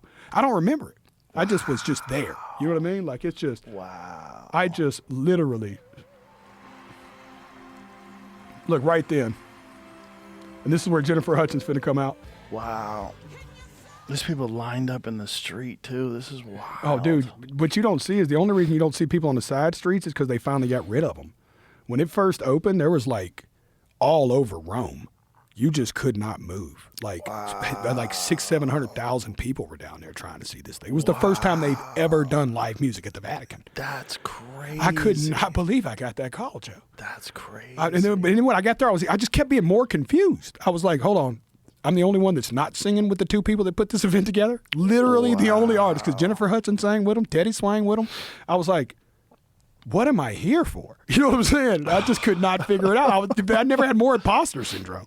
Wow. And I prayed and I was like, God, I cuss, I smoke, how am I being a vessel here? Like, I don't like, and then that's whenever I heard it just so clear, like, dude, just open your hands. Just. Yeah. Got you. Yeah. I want to play you something. So, you remember that Craig Morgan moment where you talked about it when you were on stage at the Opry? Oh, yeah, Almost Home. Yeah. It's one of the coolest nights ever. Let's play that. I want to play that because we're going to show you something. I'm going to show you something. That was a really powerful moment because you were talking about how you would listen to that song in prison, and how you went to the Opry and you sat there I think you were in the 7th row. Is that what Seventh you row? said? Yeah. Exactly where I was, 6th or 7th. I was right Yeah. back there, stage left. And you talked about it when you were on stage, the first time you were ever on stage at the Opry. I want to play that first, and we're going to play something else. Yeah, it was crazy, dude. Do you have it, Jamie? You want me to send it to you? Yo, while you're looking that up, can I do something right quick? Yeah, 'Cause sure. I'm in love. My wife's got a book coming out, everybody. It's called Stripped Down. It's coming out in February. She finally wrote her life story. I've never been more proud of a human in my life, y'all. I'm so proud of you, baby. In February. You deserve this, girl. Beautiful. I brought you a copy. To drive here, it took me 36 years to make it to the stage. Big jelly, 500 pounds. Look at the size Tonight of is it. the most special Yes, sir. night of my life.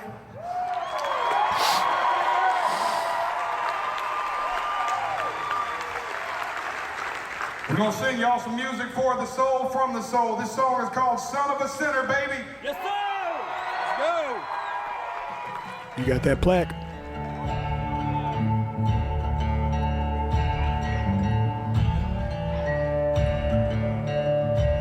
I never get lonely.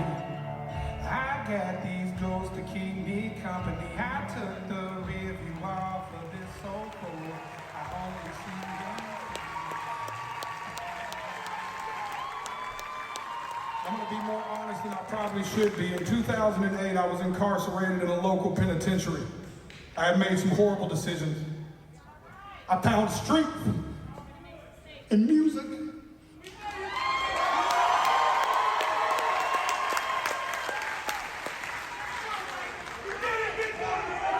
Get it, Johnny.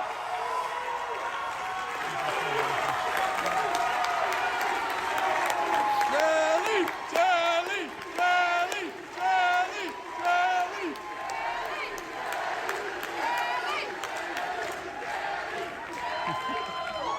While incarcerated, I had a little girl. She's in the crowd tonight. She's now 13 years old. I remember sitting in my jail bunk when I knew she was born and thinking I had to do something to change my life. I came home and I pursued the dream of music by selling mixtapes and t-shirts out of the trunk of my car. Right here in Nashville, Tennessee. I married my best friend. We have full custody of that 13-year-old now. And in that jail cell, I found strength in country music. I used to listen to Craig Morgan sing Almost Home in my jail cell and think, I'm gonna change my life when I get home. I came home and Googled Craig Morgan live performance, and he was right here at the Grand Ole Opry. I sat right there with that man with the ball cap, and the 7th row back on this row is sitting. No line, I watched Craig Morgan and cried. For those of y'all that don't know, I make music for the broken. I make music for the have-nots and the lost causes in life, the ones that have been through something and overcame it. If you haven't been that person, you know somebody who has, and I represent that person. I want to dedicate this song to everybody who's ever felt worthless and found their way out of that dark place. This record is certified gold. It is called Save Me. Thank you.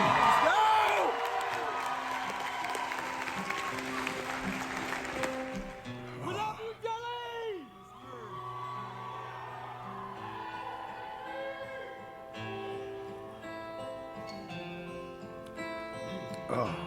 Somebody save me from myself. I spent so long living in hell. They say my lifestyle is bad for my health. It's the only thing that seems to help. All of this drinking and smoking is hopeless, but feel like it's all that I need. Something inside of me's broken. I hold on to anything that sets me free. I'm a lost cause. Look at Porter. Baby, don't waste your time on me. Brian from Zanies. So damaged beyond repair. Dorfman, baby. Life has shattered my hopes and my dreams. I'm a lost cause. Baby, don't waste your time on me. I'm so damaged beyond. What is it like seeing yourself Dude. What is it like seeing yourself that big and seeing yourself in that huge moment? One, I love you, man. You tricked me again. I thought we were getting off the pod, so I was like, oh, I just want to shout my wife's book out right quick. And then you would show me video. I'm going to show you something else, too. I didn't think I'd make it, Joe. I'm going to show you this. My buddy. Give me some volume, Jake. To say congratulations on all the great things happening in your career, and to thank you for the positive difference you're making in the lives of so many people who need the help. You're doing great work, buddy, and I'll never forget meeting you on the Grand Ole Opry and how much it meant to me to hear you say my music helped you get through some really tough times. That's one thing country music does really well. And who would have ever dreamed back then that I'd be back at the Opry House today to say, Jelly Roll, you're officially invited to become a member of the Grand Ole Opry. It's an honor to say welcome to the family, brother.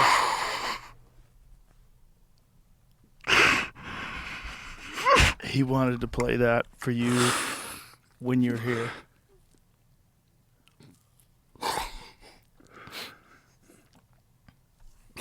Have a hug. Yeah, for sure.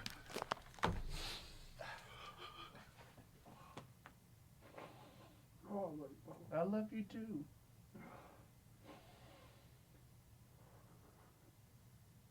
I love you too, brother. Hey, Joe, that's like, it don't get no bigger in country music, Bubba. It's as big as a kiss, Joe. You know what, fucking Grand Ole Opry, dog? Oh, dude, I used to buy tickets to go there. And I remember I Googled, man, I cried a lot on this pod. It's okay. Fuck. I Googled Craig Morgan. I heard Almost Home in jail. And you've heard the song, right? Mm-hmm. It's like the most tear-jerking song about a homeless man. And it just reminded me of jail. Just, you know, no matter where you are, the mind's strong.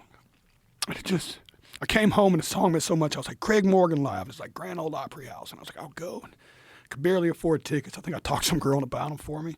I went and sat by myself. I had an ankle bracelet on. So the show went off at 9. I had to be home at 9. So I was like, if he's the last one, I'm screwed. And he comes out and sings Almost Home. And I'm not bullshitting. I'd maybe cried 10 times in my life at that point. And I cried. I cried like I'm crying here now. And I just remember thinking, man, I want to make people what... I can't believe they made me a member of the Opry, dog. I want to make people feel the way he makes me feel. That's what I want to do. Well, you've done that, man. You've done it, brother. But did it, Joe? Man, that's crazy, Joe. Oh, dude. Fuck. Oh, dude, I bet I'm the first person who ever got invited to the Grand Ole Opry on a podcast. Yeah. That's awesome. Oh, sorry. Let's sit with me for a second. I figured. You did it, brother. Dude, You did what you wanted to do. That feeling that he gave you, you've given to many, many people. It's an incredible gift. You know, there's so few people in life that have touched people the way you've touched people. Thank you, Joe, man. It's just, what a dream, dude. I used to write on my vision board when my wife first got together that your podcast was the number one thing I wanted to do every year. Because I always felt like I'd have a Joe Dirt moment on here, you know? I always felt like somewhere I'd be sitting here telling my story and the world would be tuning in, you know? And it'd be, fuck the fact that I'm on your podcast. The fact you're my friend, dude. I love you, brother. I love you, brother. Thank you, man. Of course, thanks for letting me on the podcast, but I just never thought this was a journey, dude. I thought I'd die young, or I thought I'd kill myself. I didn't think I was going to be able to figure it out. You figured it out, and you're figuring it out more every day. Every day, brother. And I think through that, other people are as well. I hope so. They're figuring out their life, for sure. Just through your songs, through your words, through your acts, through your deeds, through your life, through the way you've chosen this new path.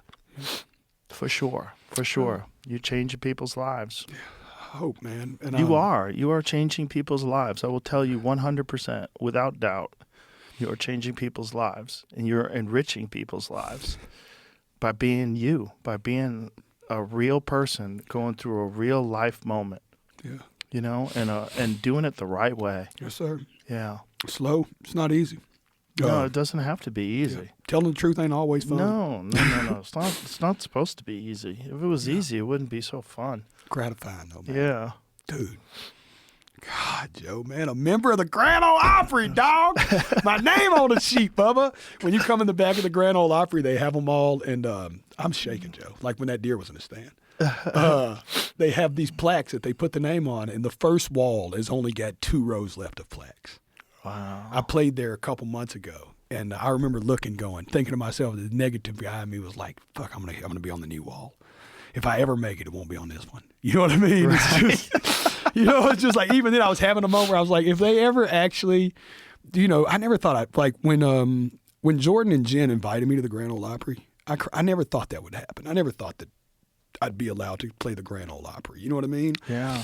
And then to be a member of it, and I'll never forget watching Luke Combs when they asked him to be a member, and just like, I think it's the first time I ever seen Luke emotional, and I just remember being like, nah, it'll never happen. Just like I remember looking at Cam like, I'll never be able to run a 5K, or you know what I mean? Like, yeah. Like, man, I don't know, it can happen, dude, man. If God gets involved, you have a little humility, I think the rest can work itself out, Joe. You know what I mean? Amazing things can happen if you live your life true. Ooh, baby. Amazing things can happen if you live your life true. Well, I know you don't leave Texas much, but you going to come see me at the Opry sometime now? Fuck yeah. 100%. You got to come see me now that I'm a member, dude. That means I get to close the show. 100%. I get to send my mail there now, too. Wow. Legally? Yeah, it's crazy, dude. Hey, well, like all the OGs got their mail there, Johnny and them. Wow. It was like really, really cool. It's like a super legend there. That's awesome. Cool. So if anybody wants to write me a letter, send it to the Grand Ole Opry. Oh, my God. Oh, dude. That's incredible. Oh, I didn't even dream of it. God'll make things bigger than your dreams. Somebody out there right now is dreaming of something and it's too small. Dream bigger, baby. Dream bigger, baby. You know what I mean? That's it. Oh. Let's wrap it up. That was a perfect way to end this. No, I love you, brother. Thank you, brother, man. Been amazing. Dude. Fuck, no. Bye, everybody.